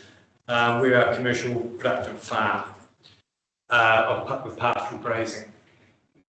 This is a drastic and deeply unfair increase. Farm Office District Council suggested that we contact other submitters and attend today where we can to and attach our submission. We're really grateful for that. We are very grateful for that. We definitely want to be part of this process, which we thought we were in. Yeah. So point number 4 was historic context. In 1993, there's the New Zealand Historic Places Trust review, which I would refer to as the Chalice Report. The New Zealand Historic Places Trust conducted an extensive investigation of the area, and that investigation established the original heritage boundary, as far as I'm aware, which, and I believe that was meant to be full and final. The Chalice Report states in paragraph 3, page 3 of the Chalice Report, that the Poirua area is definable as a single unit within which archaeological evidence is present, distinct from land beyond the boundary where archaeological evidence is absent. Our property is primarily outside the lava flow, and the small extent of lava flow that is on our property is already protected within the original extent, and we agree that should remain as so. Point number 5, recent developments and inconsistencies, particularly with respect to the April 2025 Land.Heritage Report. Mr. Brown initially recommended that the southeast area be included in the overlay. He then revised his position and removed the southeast area after considering submissions received from landowners and Bill Edwards. Melissa Pearson, the Section 42 report writer, also supported this removal in the southeast paragraph, in her paragraph 123. The landowner submissions demonstrated that the land had been in modern pastoral farming for over 100 years, including extensive cultivation, and therefore in this area it is considered to be archaeologically absent, and this is also reflected in the Chalice Report. Bill Edwards, Heritage New Zealand, was not keen on the southeast being included due to by saying it only has a few recorded archaeological sites, inclusive of a par site, and appears to be modern pastoral farming. So even though that area was nice to have some archaeological sites, it's been pulled back. Yeah, it's been pulled back because of modern pastoral farming. So that's in page 18 of his October 2022 report. Our farm has no recorded archaeological sites and certainly no par sites. And in all the clay loam country that has been subject to the same modern pastoral farming, yet remains in the heritage overlay. This position fails to apply consistent logic and fails to rely on direct evidence, and our land must be treated the same with the same principles that apply to the southeast, in our opinion. Point number 6, the inconsistency. Our land has no recorded archaeological sites and has also been heavily modified by pastoral farming, yet remains included. The southeast land with a par site was removed. Our land has no par site at all but remains in there. This inconsistency appears to be due to the fact that there were no formal submissions received from the Northwest landowners. Heritage rules should be based on real archaeological evidence and applied consistently. Point number 7, geographic relevance. Bill Edwards said that the northern extension was to capture a significant cultural landscape with par and stone structures. Our farm contains none of these and cannot reasonably be considered part of that landscape. Appendix 1, page 7 of 38, Mr. Brown recommends a small northern expansion focused on the church and Ludbrook Junction, approximately 3 kilometres away from us. This demonstrates that we are distinctly distant and unrelated to that focal point. Final points with respect to the general overlay boundary. The overlay should preserve genuine heritage sites, not large swathes of productive farmland with no archaeological value. Our land's inclusion is unjustified, inconsistent, and deeply harmful to our family and business. We respectfully ask that our entire property that is outside the original Poirua area is removed. So the second point that we would like to attach to was related to effect on valuation. Alex Alec Jack's submission S277.005 and .006 seeks tradable development rights be made available, and we fully support that. We'd also suggest considering council rates relief in light of what another submitter earlier mentioned. The heritage status being applied to 70% of our farm will have a huge financial impact on us. We have borrowed extensively to buy the farm and to do infrastructure, which we hoped would improve the value of the land. The reality is that these heritage rules would have a significant impact on value. We do not agree at all with Melissa Pearson's brief summation that we don't lose value, which would appear to be based upon an opinion only. Rebuttal to claims on economic benefits to heritage areas. General observations.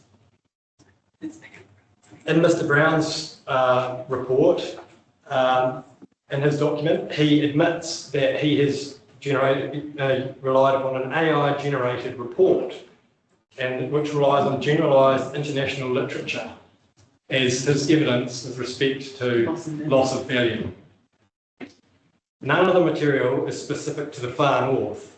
None of it is relevant to rural pastoral production land, and especially, that's something to say.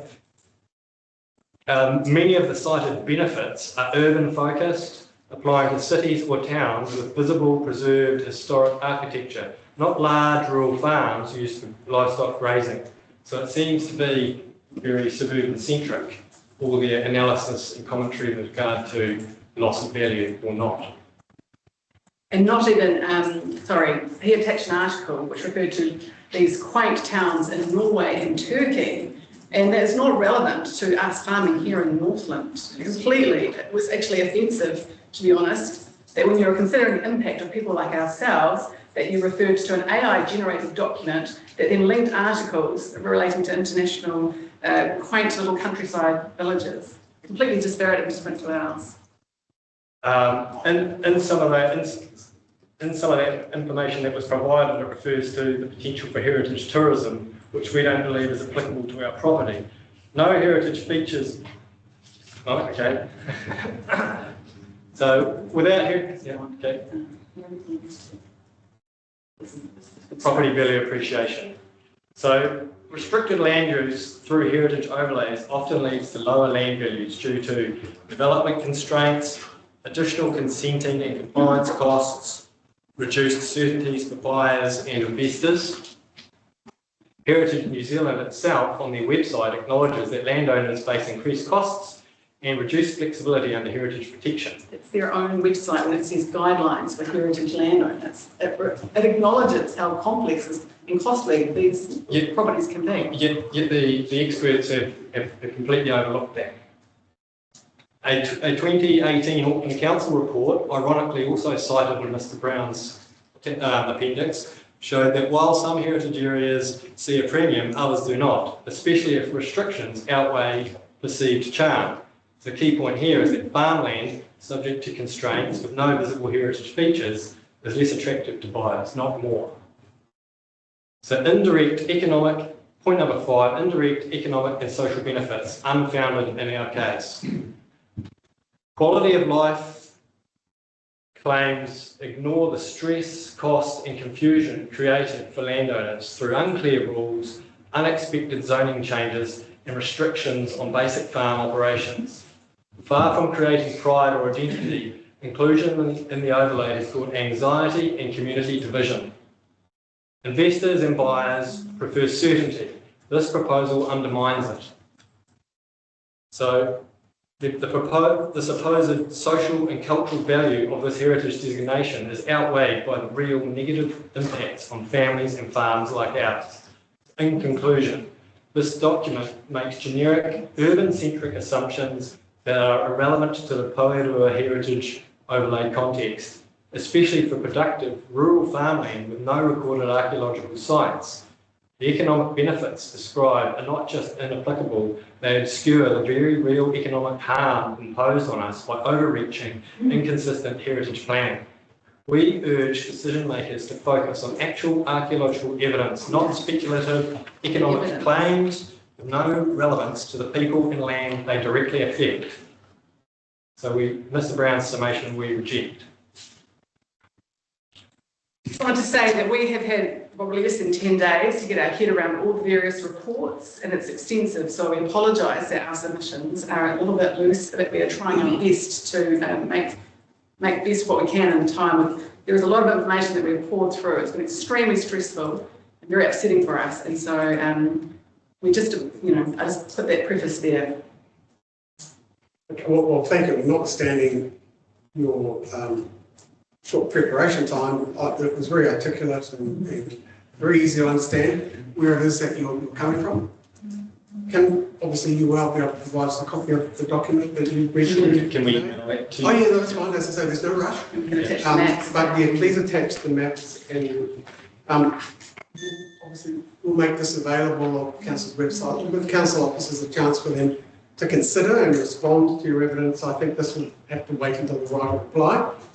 And so we've definitely given us all something to think about. So thank you very much. I'll just see if anybody else in the panel has any questions. No, but thank you for the presentation and the discussions. I think your maps I saw you presenting to us and speaking to us were a lot easier to read and putting stuff together. So that's been helpful and valuable for me. And also to Jack, thank you for your presentation. And I think your whole community, you've got that sense of ownership and the relationship that you have with the wider community there, Tangata Whenua as well. So thank you for your comments, and I look forward to seeing the efforts that you put in that short time. Well done. Thank you. Just tino malam. No, thank you. Aloha. Thank you. Thank you. Yeah, and likewise from me, thank you. Very clear. But just to be crystal clear, what you are really seeking in a nutshell is to bring the spatial extent in relation to your property back to where it is now in relation to the precinct area. Yes, for the with respect to the boundary, we are echoing Alex Jack's proposal that the entire boundary is pulled back to the original extent, no expansion at all. But in particular, we reference our property as well. Okay, understood. Thank you.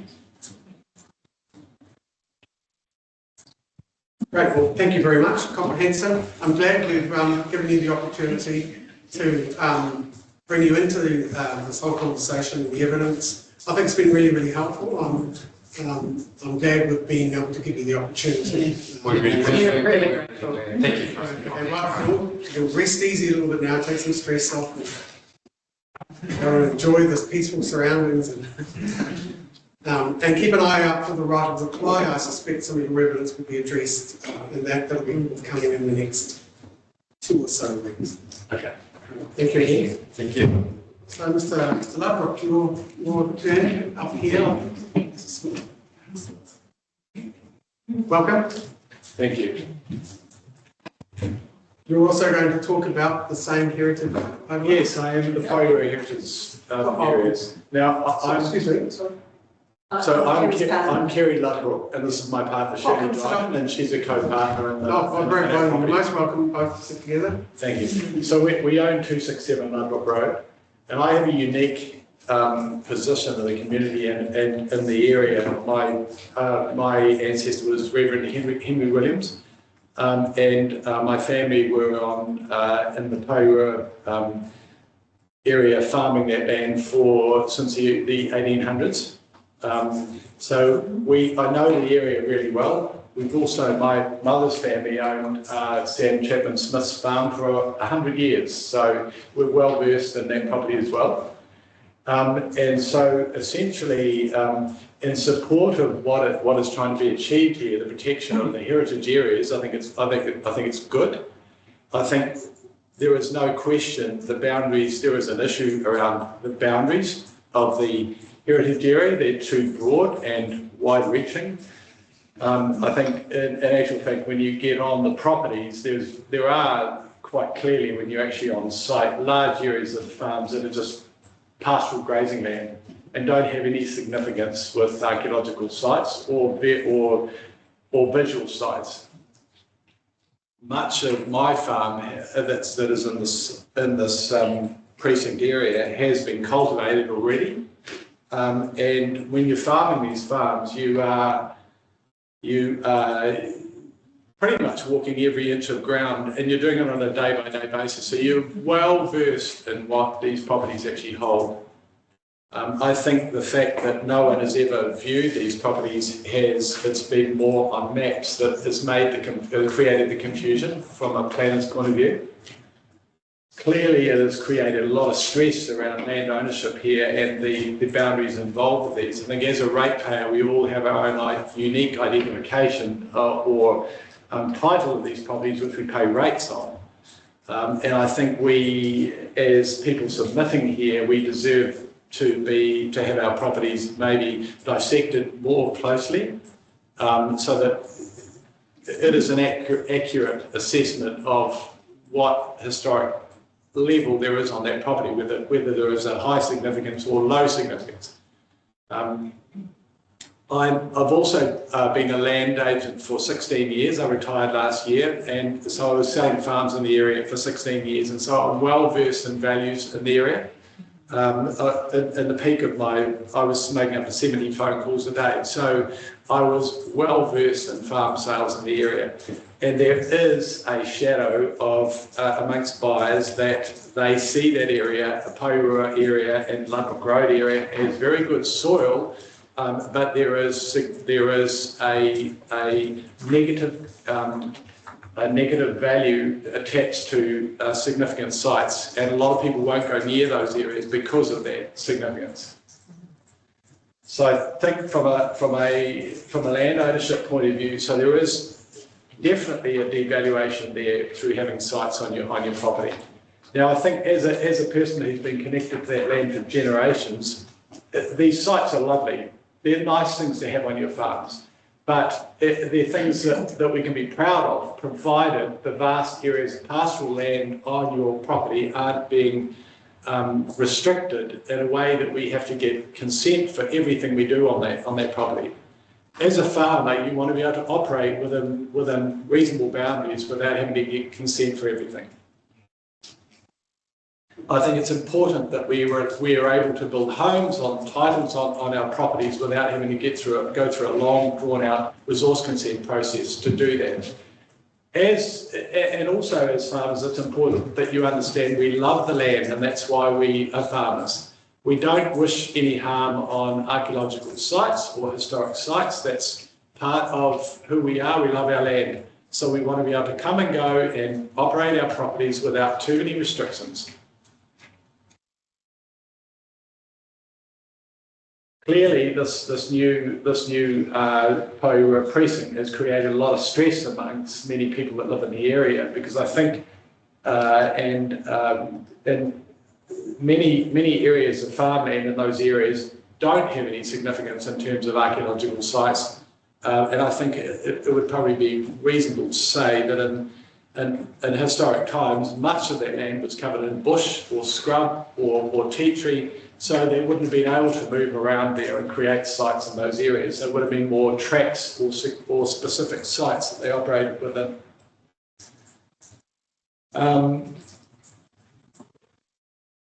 I think I have an area in on our property which is within that precinct, which has an overflow from the lake, which is eroded badly, and that's going to need some engineering work on it, as with what Alex said. That we want to be able to operate on that without having to get,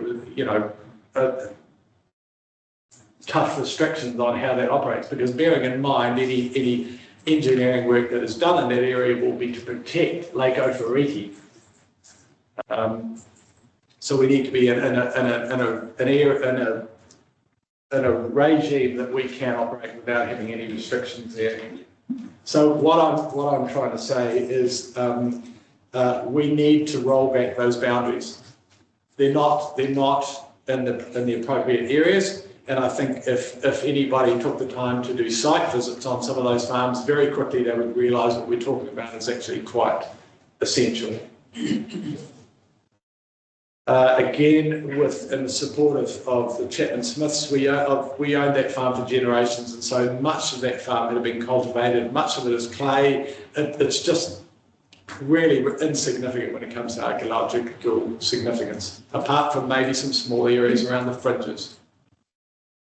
So I think that pretty much sums up that we want to see an ease. We want to see a reduced boundary. The boundaries being more, thank you, more in line with the Chalice report, which is more specific to sites. We want to see an ability to build homes on these titles without a long, strict regime of resource consent. It needs to be more fluid and easier to operate within. And I think respect needs to be shown towards each of these title holders who are paying rates on these land and who spend $1 million, multi-million dollars buying these properties, that they have a lot of vested interest in these properties. And they don't wish any harm to any of these sites. They just want to be able to operate within their properties without having a really restricted regime.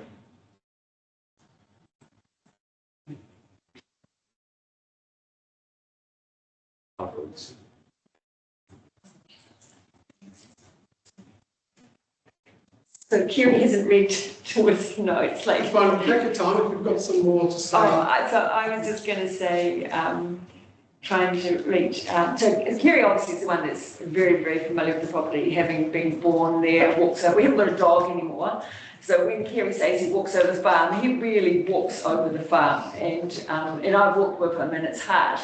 But so, like, I just wanted to add, I guess, in relation to our farm, we have 2 titles and no houses on that farm. So we want the ability to be able to build a house without those restrictions, especially on land that's already been cultivated, been put in maize, and we can show you on the map that some of this area has ended up again in the historic precinct. And it's a pretty area too, you know, it's a beautiful area. It's got beautiful views of the lake, and it would be a real shame if someone cannot build on that site. We do appreciate the peninsula in particular. Part of our land is a peninsula to the lake, that in particular we realise has got historic value, so that we do understand has to be protected, but on the other side of the road, and particularly where the lake overflows, should not be in it. And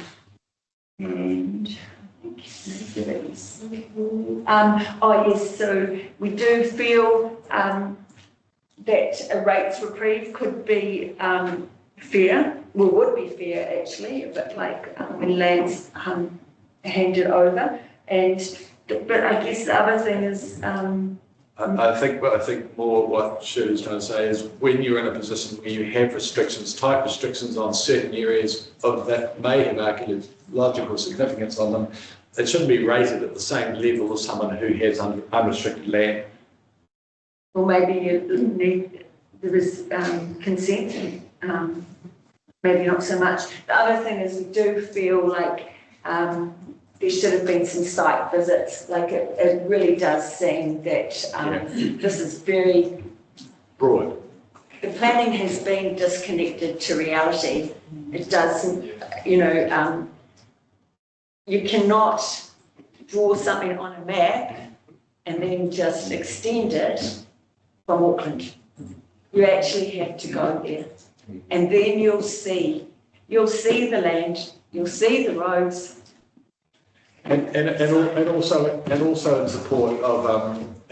in support of all the landowners in the area. It's really important that you understand that we love the land. We don't wish any harm to any of these archaeological sites. We want to operate within the parameter of those sites, and I enjoy those sites. I take my friends there and show them. So it's not something that that needs to be feared from the landowners. We're farmers because we love the land.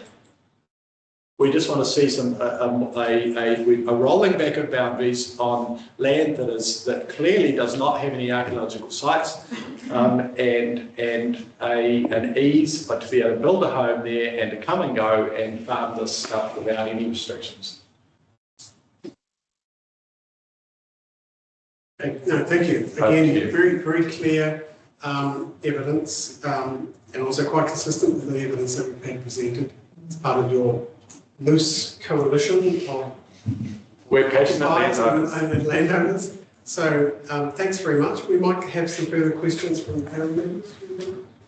Sure. Thank you, Mr. Labrick, for your presentation and your thought, and you, Shirley, and the emotion that came through. So kia ora to you both. It's encouraging to hear the care for the land and the care for the sites that you do have. So your long generational history being there and on the Chapman's block as well is good to hear in regards to, you've walked your land and such.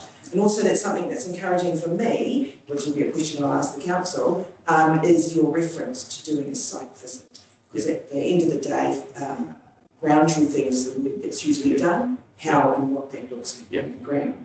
So I'll just pass a question to council, to the council advisor and the council planner, if there was the ability to do a site visit, to do some ground truthing and understanding that extent, and that the ability for that to happen, would that be something that the team would undertake?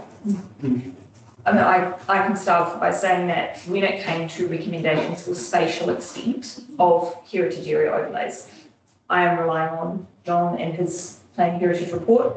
I guess we were working as a pair in that I take the guidance about the values and the risks to the heritage values of a particular area spatially from John's work, and then my role is to come in and see other provisions sitting at the right level. So I did a lot of site visits yesterday, didn't make it to this particular property, but went through the general area, but John may wish to speak to his involvement specifically with this in terms of site visits. Okay. No? Well, I was going to say, as a general thing, council officers would like to have some time to visit specific sites prior to presenting your one reply. Would be open to explaining it. We're also thinking about which sites we need to visit also. Mr. Chair, I think collectively we need to have a think before we respond to that.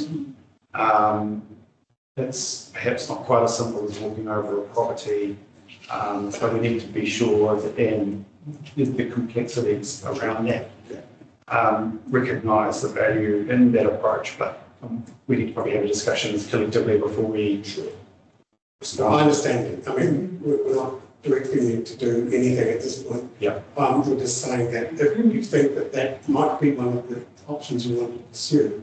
Yeah, absolutely, Mr. Chair. I mean, I think there are a number of ways you can address in response to this evidence. This might be one of the options. But I understand there's a lot more than just walking over a site.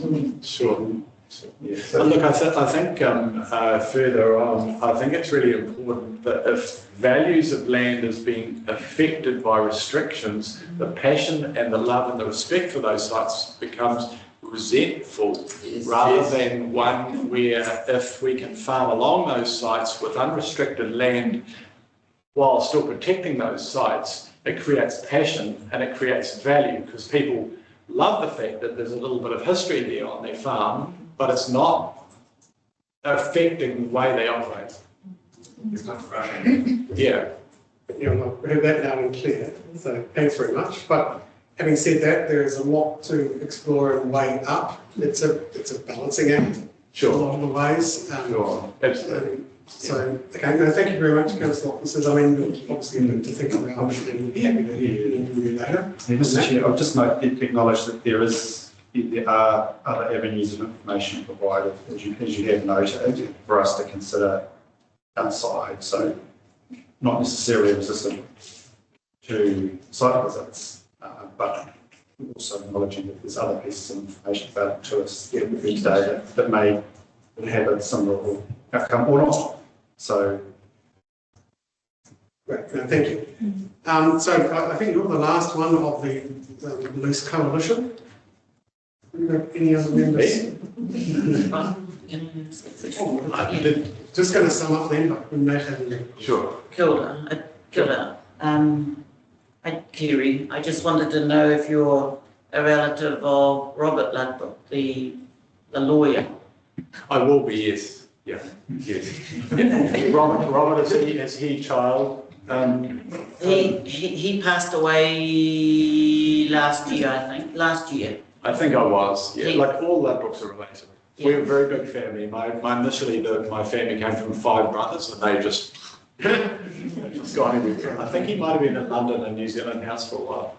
He was a civil rights lawyer in Auckland and defended a lot of Māori Pacific Islander during the Royal Commission, but also in the lead up to inquiries into children in state care. Yes. So he's kind of really well respected. Yes. Was respected.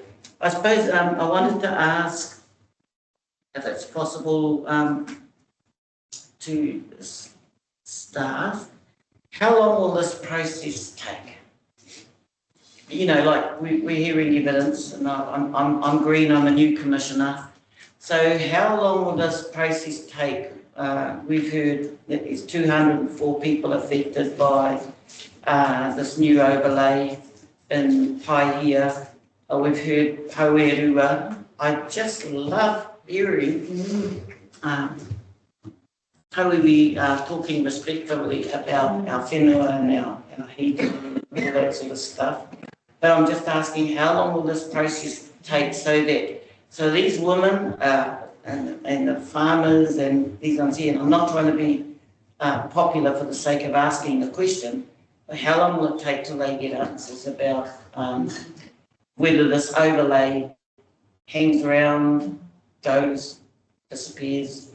Mr. Chair, the first indication is probably council's right of reply, staff's right of reply on the matter, wouldn't officer's right of reply.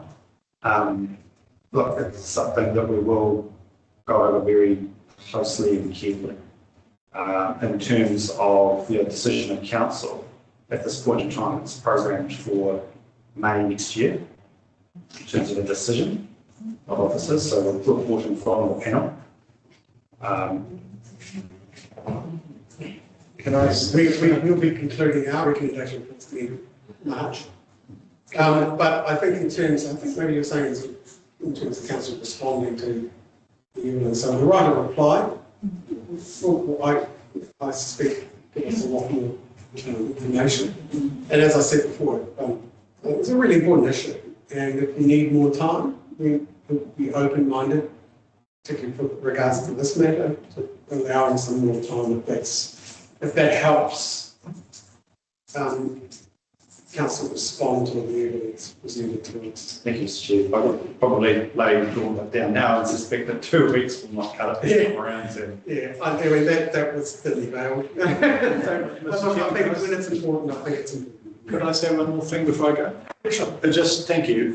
It's just simply, I think it's from our point of view, as our land isn't changing, the sites aren't changing. They've always been the same. They've been for hundreds of years.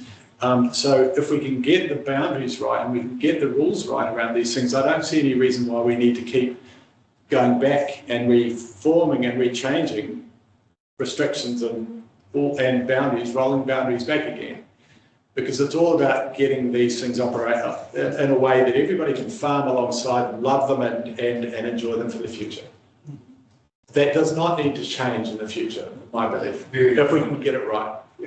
Yeah, brilliant. And I just wanted to say broadly, thank you very much for your evidence on this matter and the matters proceeding.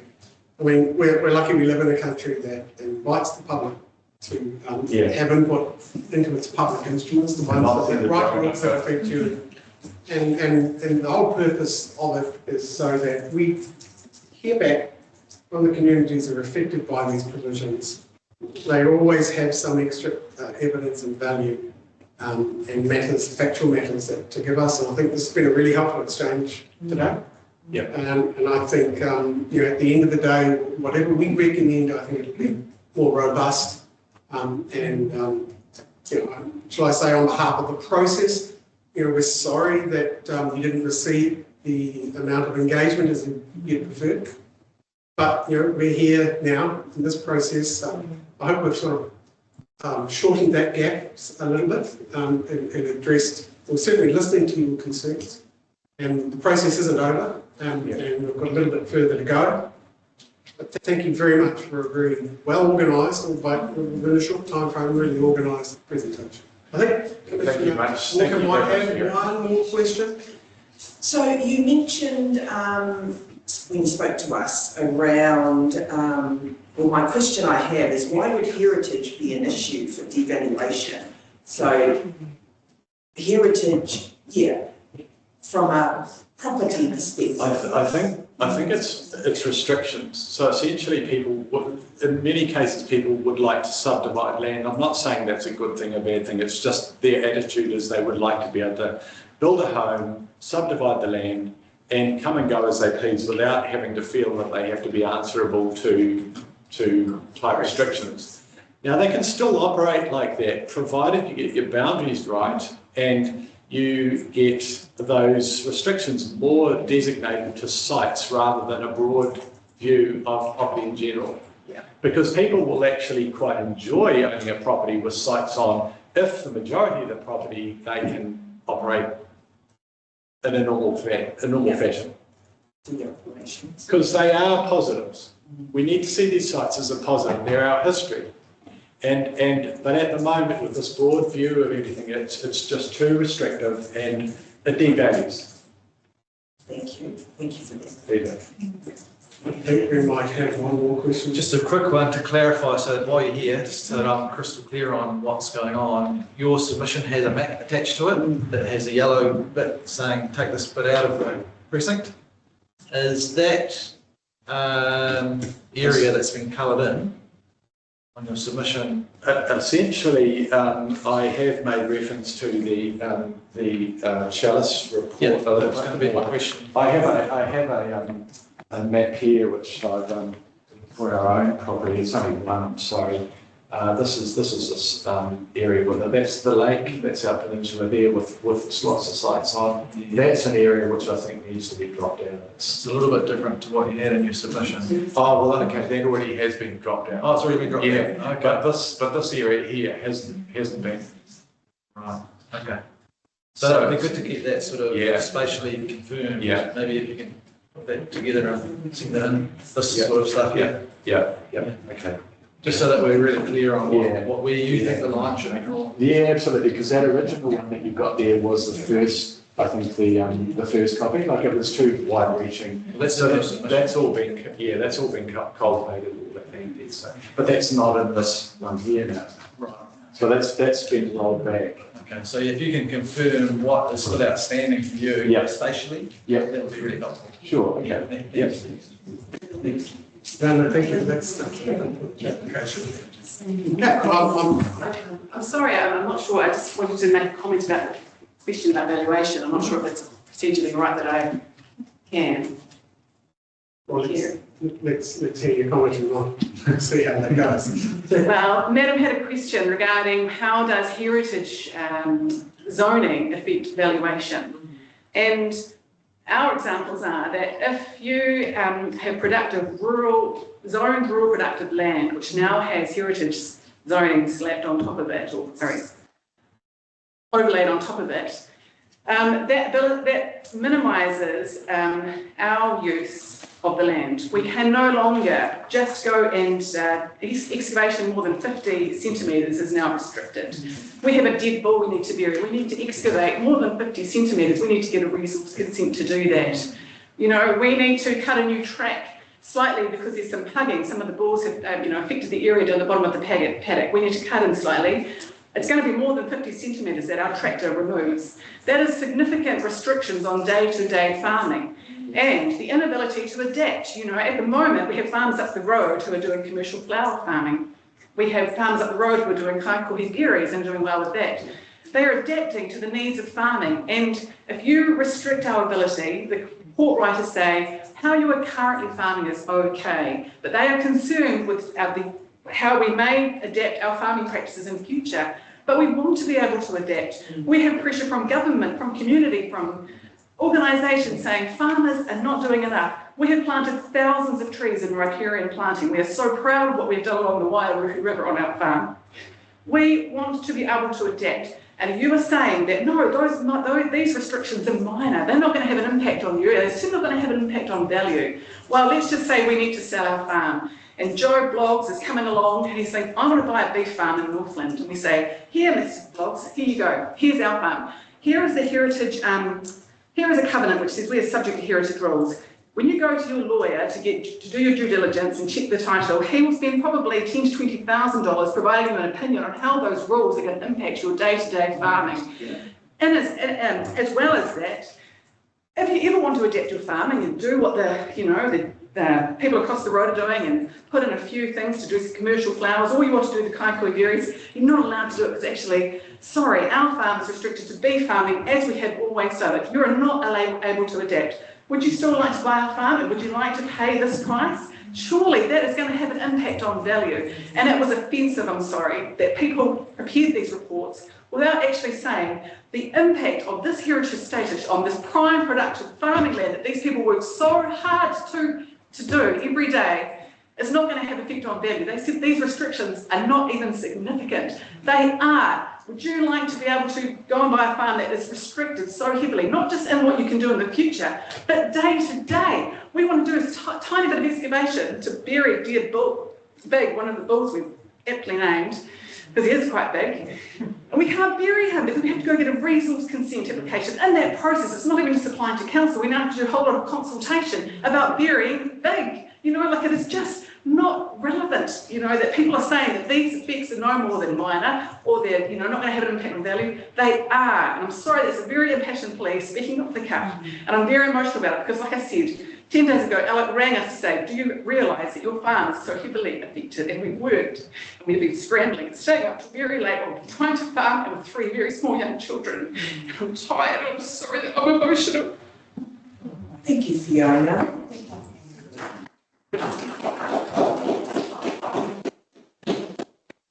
Well, I think that's an appropriate point to end this. So thank you very much, Fiona. Sometimes off the cuff, emotional evidence is very powerful. So we certainly understood what you said. And thank you again, everybody. Yeah, we'll stop the break. I think this could be a time for us to all have a break.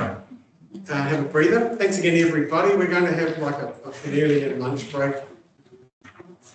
Yeah. We'll have a good hour break, stretch our legs, and we'll be reconvening again at 2. Stopping the recording, and I will mute the break.